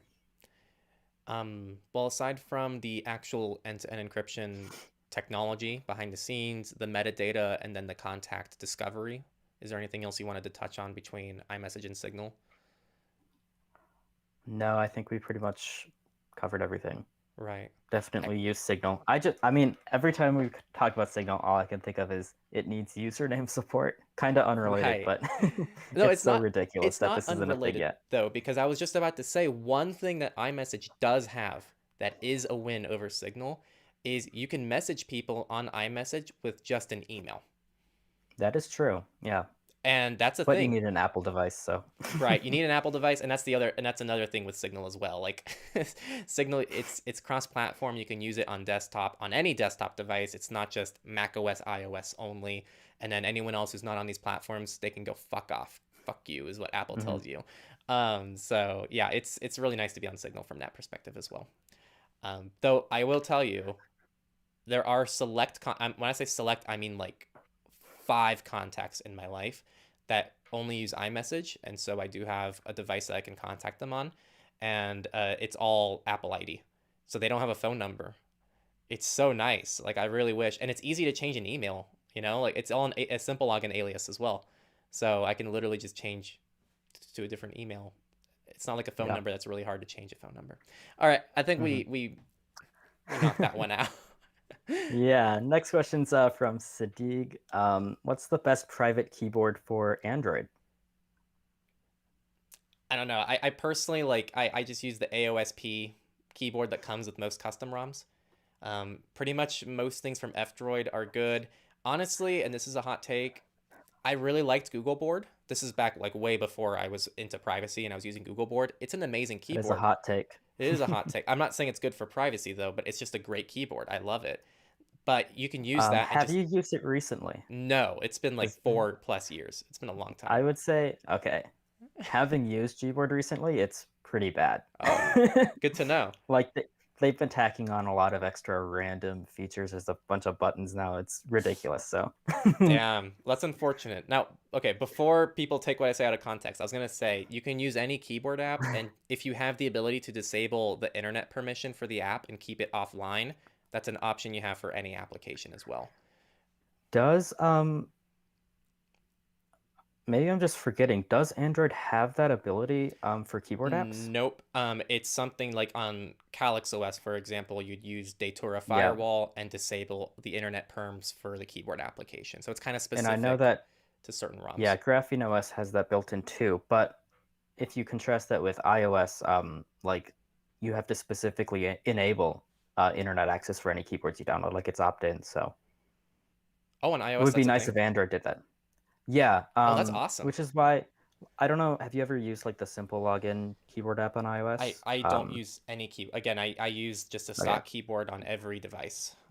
Yeah, personally, I just use the stock keyboard on both iOS and Android as well. But if you download another keyboard, for it to have internet access, you have to go into settings and switch a switch on that allows it full access. So That's really cool. yeah, it's really nice. Really Mhm. quick, actually, we got one more comment on our forum. Super quick. It's from Cyron, and this is also their first post. So welcome to our forum. And it is: do you think that Android smartphones are going to be more popular in the future? And I would say they already are popular. Oh, sorry, I'll let you That's answer. what I was Go, just. go ahead. That's what I was just about, and that's exactly what I was just about to say. That's always funny. I was like, more popular compared to what? Android. Last I And checked, the I market mean, share they're is like already the 70 to most 30, popular, like or like right? 80-20. Like they have the majority in the world. It's just in the US that Apple kind of dominates. But That's also what I was wondering. Is it what's? Do you know what it is in the U.S.? I don't know in the US. Why don't you look that up? But Android. Yeah, I was just looking up it like worldwide, and it is like 71% Android and almost 28% iOS. right. I will say, if you look In, at that chart, which I'm sure you're looking at right now, it is mhm. changing. Apple has been slowly creeping up. So I think as time goes on, I do think Android is actually going to be less popular. But Android already is Yeah, popular. I just think that they I might can lose see some that. ground. It's a pretty slow decline, and I don't know. I guess we'll see. There's a lot of countries where like smartphones are just starting to take off, and I'm looking at this. Oh yeah, in the U.S. it's 62% iOS. So Yeah. So I think the US is Apple centric, but I think that yeah, even carries internationally. over into like so many other things because WhatsApp is just not a thing here. And I think it's because almost everyone just uses iMessage or SMS. And Uh-huh. SMS is free in the US, which is also not like most of the world. And so here, people are perfectly happy just using iMessage and SMS. And so it's kind of weird to not have, like, everywhere else, it's mostly just WhatsApp and Telegram, it seems. Hmm. But yeah, that's it. That was, unless there's anything else to add, I just wanted to touch on that question real quick. No, I don't think so. I mean, I think Android and iOS are always going to be I don't see, I want Linux phones to succeed, but I don't know if a third option is going to be like available I hope at they any point. succeed too, but man, like using them, it's it's not great. Yeah. Well, why don't we look at the next question here? I gotta look up a word really quick though. Um, Quick Mithril asks, I don't know if we can answer this because I haven't heard of this, but any thoughts on how Quartal Nope, Quartal don't know. compares to other decentralized platforms like Odyssey? It's spelled like portal, but with a Q instead of a P. I don't So it's know. not a real word. I've never heard of it. I don't know what it does. No comments. Even like looking at their website, I don't know what it does, so I can't comment on it. Steve Woods asks, how do we protect ourselves from those tracking our keystrokes and mouse movements?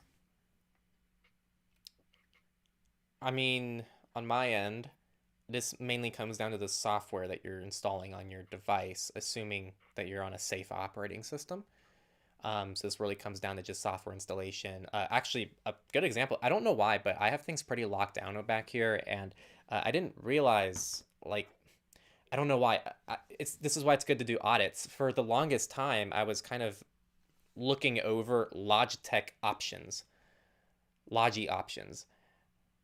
I would Mhm. uninstall it if you use Logi options, even though it has some nice features built in. I don't want something that has like direct access to every keystroke made everywhere. And also, Logitech has had security issues in the past as well. You should look this up; it's really fun. But Logitech actually had some security issues where it was people were able to misuse Logitech options to start collecting people's keystrokes because it has all the permissions to do so. So I think that like things like this are more likely to be a concern than anything else. So I would just be careful with what you install. Just keep tabs on permissions, and that's all I have to say there. Interesting. I haven't used Windows too much in quite a while for personal use. So I don't know if this is like a big change or if this is a recent thing, but I've noticed that like the ability for things that you just plug into your system to install apps seems to be much greater now. I don't know if they've changed like their plug and play system or something, but it seems like you can plug in even like a keyboard or something and Windows will automatically download like not only basic drivers but like the full client app for that keyboard and install it. It's weird. I don't know if you know Yeah, anything about that though. Have you seen that? no, I haven't. It's Yeah. pretty wild though. And honestly, okay, this is really off topic, and I think you're gonna like this though. I can't stand the concept of installing an app and it just has untethered access to your entire system. Like, it is Yeah. insane to me how when I use Windows or even Linux, if I install OBS, OBS can just instantly record my screen. It can view all the files on my entire system. It can collect my keystrokes. It can do everything. It can access my camera. It can access my microphone. It doesn't even require a permission unless you use something like Flatpaks with Flat Seal. That's like the one situation on Linux, and there's a few other situations, but you have to like customize those and make those happen. But by default, if you just download Pop! OS or really any other Linux distro and you just install OBS, it can do everything on your system. The only operating system that's not true for on desktop is Mac OS. On Mac Yeah. OS, installing OBS is a pain in the ass, as it should be, because you have to have a permission to record the screen. You have to have a permission to access keystrokes. You have to have a permission to access the camera. You have to have a permission to access the microphone. You have to have a permission to access really everything just to do basic shit on Mac OS, which is how phones work. So I don't know why Windows and Linux have this model where it's assumed everything's trusted if you installed it. It's bizarre. Yeah. Um, it's definitely like a legacy thing, but it's very annoying, and it is the reason why I prefer macOS. That's probably like the main reason, but it's it's ridiculous. Right. Um, can go on to the next question. Zeus Nation Forever asks, "Are cold wallets a good idea? And if so, which wallet?" A lot of different definitions of cold wallet. I think like would you just are you thinking like just hardware wallets or I mean a cold wallet could be a piece of paper with your wallet code on it, you know. Right. I think it's generally assumed to be a hardware wallet when people talk about cold wallets. And honestly, I'm kind of like shit out of options right now in terms of recommendations. That's why I don't recommend any right now in our Yeah. resources because Ledger's gone through their nonsense and they're not really Mhm. recommended anymore. Trezor's gone through their nonsense. They're not really recommended anymore. And lots of these crypto wallets don't even have support for Monero, which is the only cryptocurrency I even want to like recommend from a privacy and security perspective.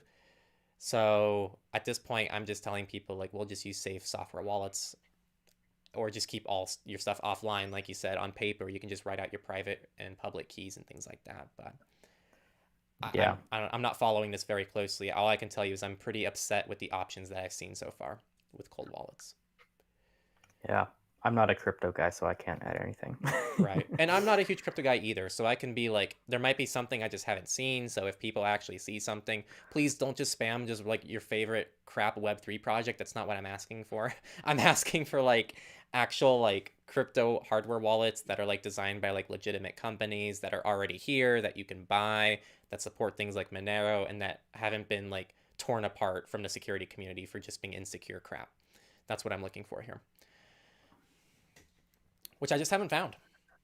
There was Bitbox. Yeah. I think it was called Bitbox. Let me double check that. Yeah, Bitbox is the one that I actually received a pretty quality recommendation from.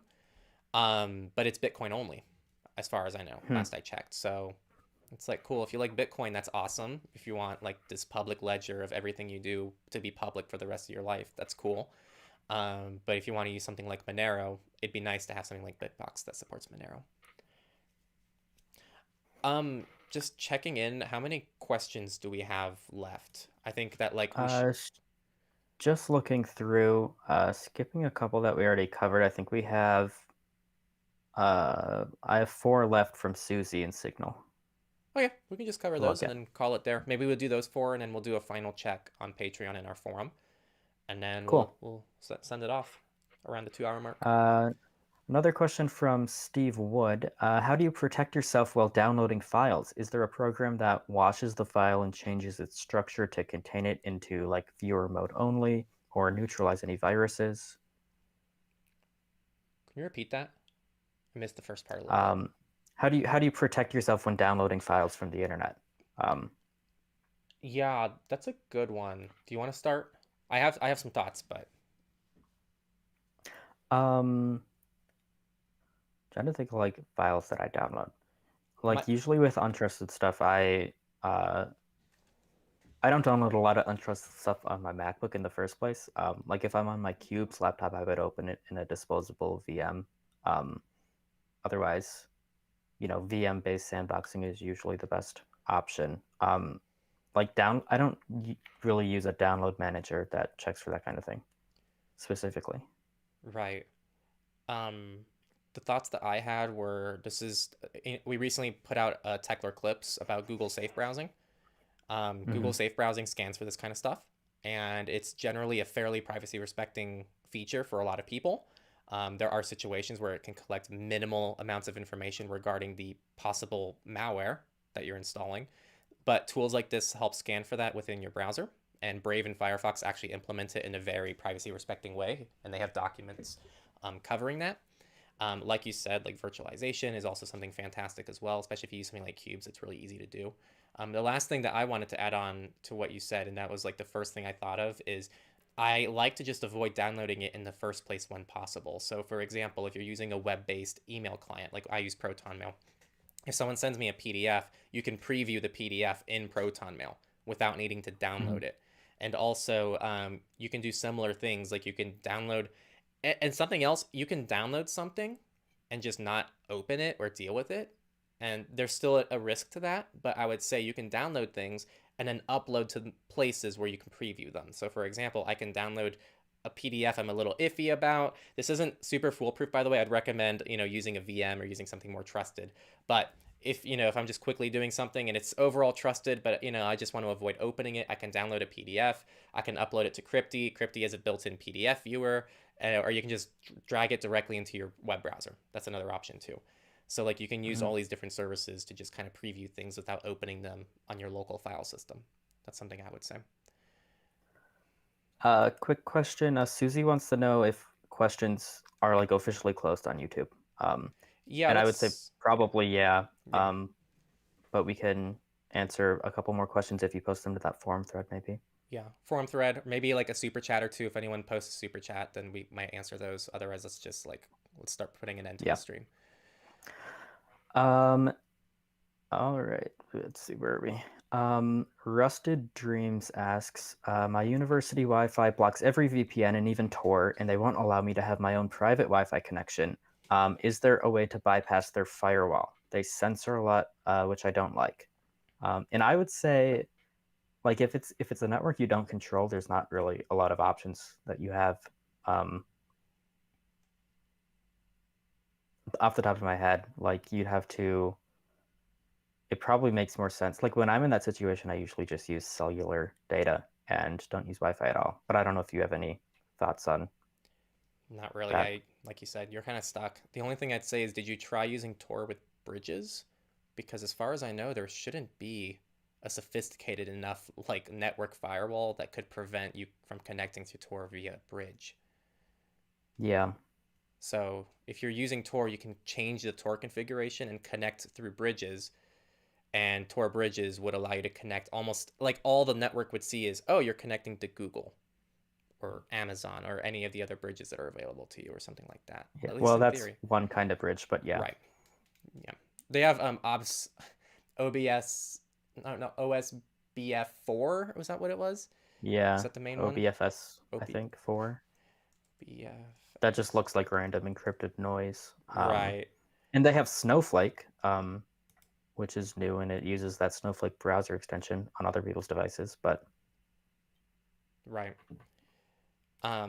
Yeah, stuff to throw up your way. There are some proxies you could yeah, try. Like, what in the shadow is it called? I'm blanking on like the Shadow name. Socks. Yeah, Shadow Socks. If you had a remote server, like if you set up a server yourself, you could set up a Shadow Socks VPN really easily with Outline VPN. Automates the whole setup, so you can have that up and running on your own server pretty much immediately for like $5 a month or something. So that could be an option. Nice. Hemert asks, is it fine in terms of security and privacy to use catch-all alias emails from Cloudflare via my own domain? That's a good you Um, question. I, we kind of covered like what visibility aliasing services have earlier, which is that email is not an end-to-end encrypted communication platform. So in this case, Cloudflare would have visibility into all of the emails that you receive. I guess I can't really tell you whether or not that risk is worth it, but that is like, that's the security level of email in general. I wouldn't consider email to be secure in the first place, personally. Right. Do you have any thoughts about that? Not really. It's just an inherent issue with email. Yeah. Also, before I forget, because of this stream, someone named Robert became a member on YouTube and is now directly supporting us on Techlore. So thank you, Robert. I saw that Awesome. just now. Yeah. Last question I have that Susie sent here is from AB. And they asked, what is your opinion about Linus Tech Tips Linux laptop company? I don't know exactly what that's referring to. I assume right. Framework because he invested in it. Well, you bought one, didn't you? So you should start. I did, and I like it a lot. I like the mission.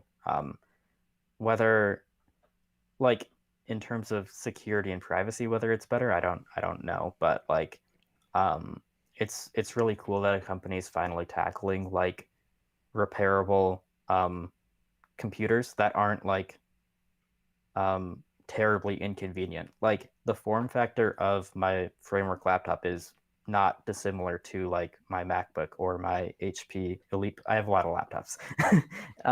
And the point is like they've proven that you can make like a good laptop that's like good from a consumer point of view where like you would want to use it, and also make it like repairable and extensible and upgradable. So I think it's really great work what they're doing, and hopefully other laptop companies will kind of follow what they're doing, and we'll see. I think we have seen some changes. I don't remember who was working on it. I think like both HP and Dell have released some newer laptop models that are more repairable or have like I think Dell was working on like replaceable memory again, but a new format that gives you like the performance advantages um, of soldered on memory. So it seems like that might be at least slightly pushing the industry in a more repairable, ethical direction. Um, but yeah, I don't know. I think they're a cool company. Their laptop is fine. It's like, you know, any other laptop to me. Any other like premium laptop. Like it's a nice product for sure. Right. Well, what's cool is that you can say that. You can say that it's like any other laptop, but Right. it's completely modular. You can like pick and choose, not completely, but it's very modular. You can pick and choose if you want to use USB-C, if you want to use USB-A, if you want HDMI, if you want extra memory, if you want anything as one of the ports, because you get to pick kind of like the IO and everything for the system, which is really Mm-hmm. cool. And like you said, it still has like high performing availability for people who need more performance. It's probably not going to be as nice maybe as like Apple Silicon laptops is my guess, from a Yeah. performance and efficiency perspective, but no one's doing that anyway right now. I don't know of any other laptop that's able to outperform and beat the No. efficiency of Apple right now on the laptop front. Yeah, it is kind of the gold standard, which Right. is for better or for worse. I don't know It is what it if is. people are catching up. Yeah, it I is what think it people is. will catch up because as of right now, most people are still running like they're not running ARM yet. And Right. Apple's like really the only manufacturer that's gone all in on ARM. And I think that in itself is already just a huge advantage for them. And I think once more people Right. move to ARM, then we're going to start seeing the gap begin to close over time. I think in 5 years, this space will look a little bit more competitive, not just, oh, Apple crushes everyone by 2x the performance and it didn't even drop 1% of battery life the whole test and the fans didn't even turn on and every other computer is, lagging behind. It's pretty depressing for other systems right now. But I don't to get back to framework, like you said, like I looked at framework and I really wanted to buy it because it aligns with everything that I believe in for devices, which is right to repair, right to choose, control, and also upgradability and like the lifespan of the device as well. And the fact that I like, if I decide that, I get a phone that no longer supports USB-C, maybe they release a new USB standard that's not USB-C anymore, then like you can just change a thing on the computer. You don't have to buy a whole new fucking computer, which is like how everything is designed nowadays, which is, oh, guys, we released this new technology. Now go buy some new shit to be compatible with us. So, yeah, love framework. I love everything about it. I can't justify buying a whole new laptop like you have. Yeah, and it'd be really hard to like right now, especially for you to switch from a Mac. Like there's no the alternatives are not like realistically able to be used by you at the moment. Like For especially for production, your workflow, but also right? just like for a lot of different reasons. Like it makes a lot of sense in your case. If you need a Linux laptop, I would go with a framework for Oh, sure. But that's exactly what I was a gonna lot of say. people, Like yeah, personal Linux laptop, buy a framework. Like that is the way to go. I don't know of any other device I would even be interested in for Linux at this point.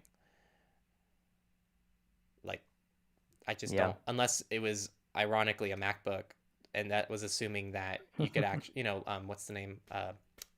like that Rachi, Asahi. Asahi. Thank you. That's assuming that like Asahi was like properly working and it was out of. Is it still in alpha? Yeah, I think so. It has a long way to go, but Right. they are making a lot of progress. It is cool.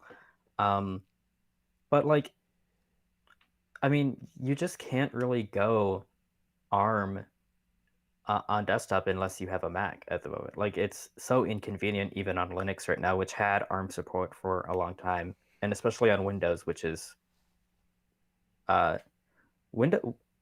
Windows is okay. Like, I run Windows in a Parallels VM on my MacBook, and it's probably the best Windows experience I've ever had because it's not a Windows device. But um, the ARM Windows devices that are out there are not great. So it's it's hard.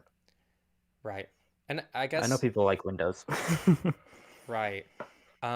Something to throw your way, just for people who aren't familiar with framework. Someone mentioned System 76 and Tuxedo make interesting laptops that are built for Linux, and I have my reasons why I would still pick framework. But what separates framework from something like System 76? You know, what's the other one? Tuxedo. It's similar to System 76, where it's like pre-flashed, just Linux laptops, but There's a Linux laptop that looks super cool to me. It might have been Tuxedo. I don't know. I don't remember exactly. I, I don't really know.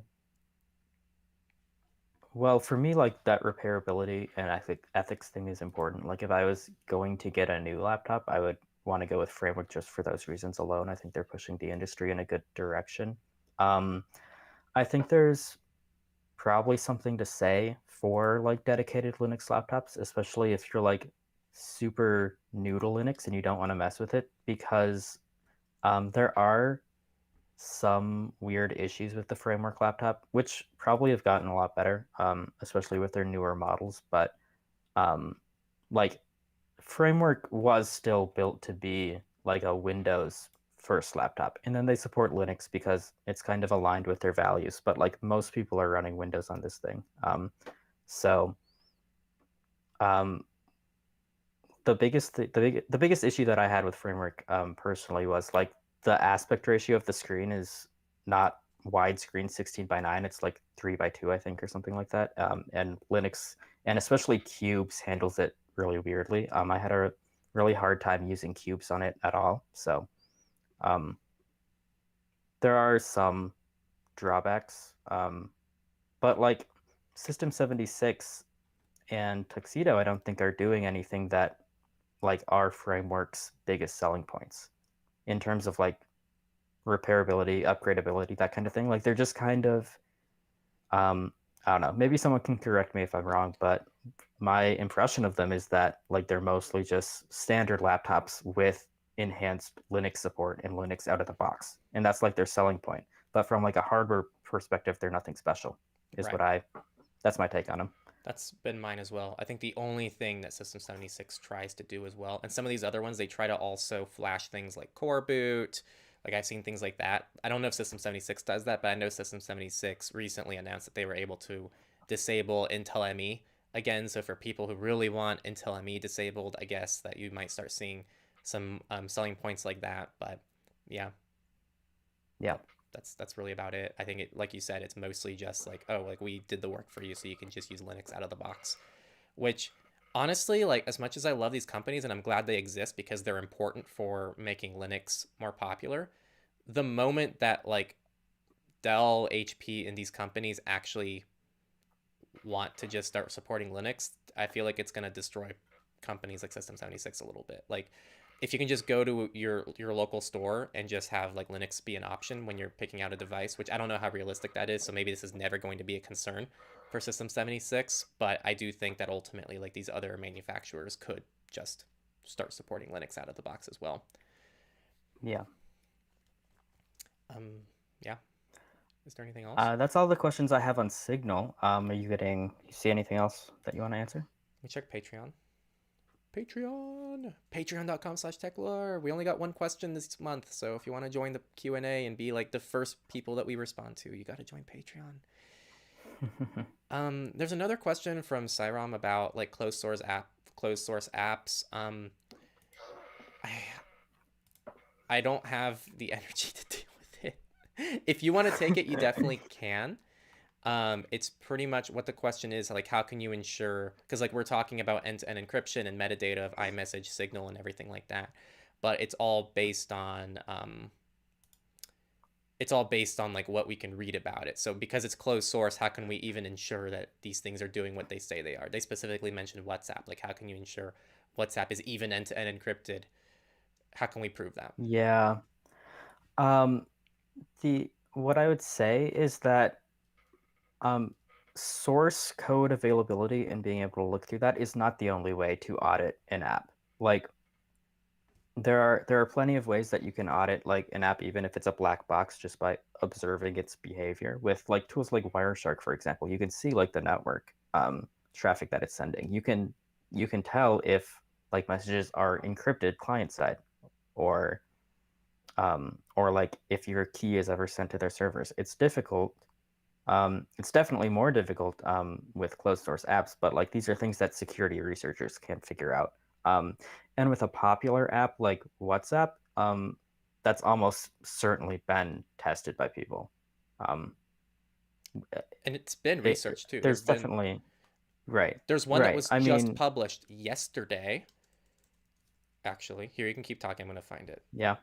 Sorry. Well, I mean, I would just say like with all of these major apps, like their security is being tested all the time.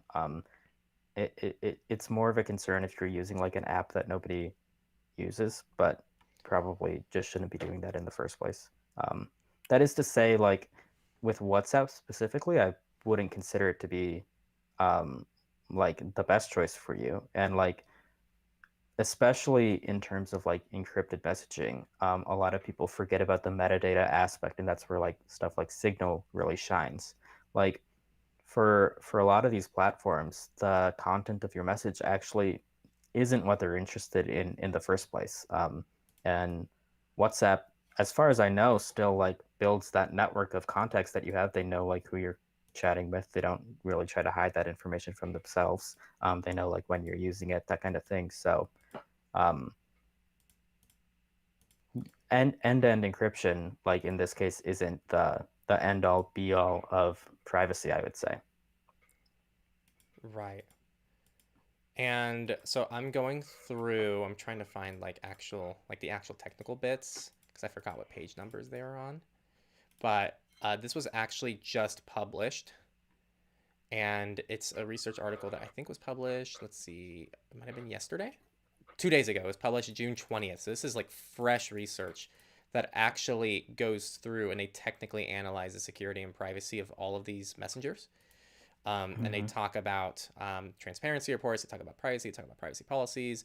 They talk about the encryption, the promises of encryption, how it even deals with quantum computers and spyware and things of that nature. It's on the screen right now, and you can even view like people do analyze and research these things. And they talk about Signal. They talk about takeaways. They talk about like it's actually really good. So like WhatsApp, for example, in this research is labeled as good for users who want a very widely used app that will protect all messaging and call content, but are less worried about business and governments obtaining access to their other data. And then the Signal takeaway is good for users who want high level of all around security and privacy and whose contacts are aware of and are willing to download the app. And then they have one for Google, Telegram. Actually, I'm curious what they say about Telegram. Telegram, good for users who are aware of how they use the app so as to keep sensitive conversations in the right kind of chat.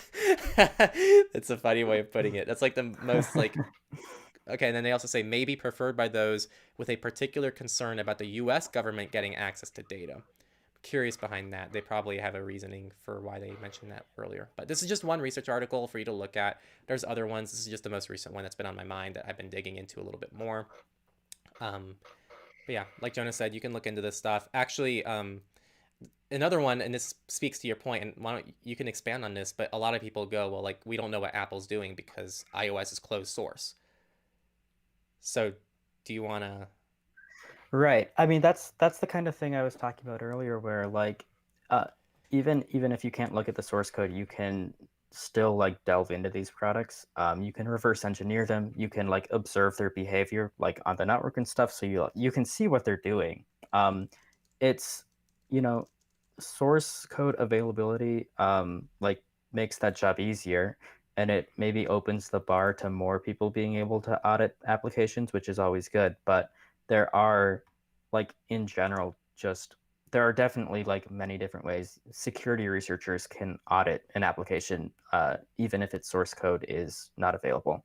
And like with major projects like iOS, especially like with like bug bounty programs where you can get like $1 million if you discover a severe vulnerability in it, there are definitely lots and lots of people who are working every day on trying to figure out how all these products work, whether they're secure, that kind of thing. So, Right.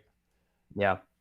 And the other thing too is that people do discover issues. This isn't like we just most recently had the issue on iOS where even when you opt out of the unique identification in things like the App Store to prevent being advertised uniquely, it actually still sends a unique identifier to Apple, and Apple's being sued over this right now. And so people do find these issues, but the issues that we find are like you can still verify them. People were able to collect the traffic.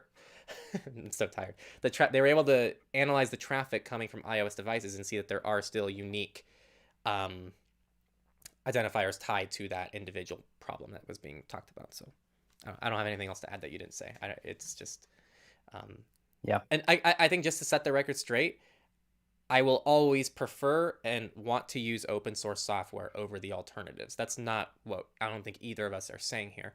We're just saying that just because something is open source doesn't mean it's safe necessarily. And just because something's proprietary doesn't mean that we have zero insight into what's happening. There is still some ability for us to see what's going on.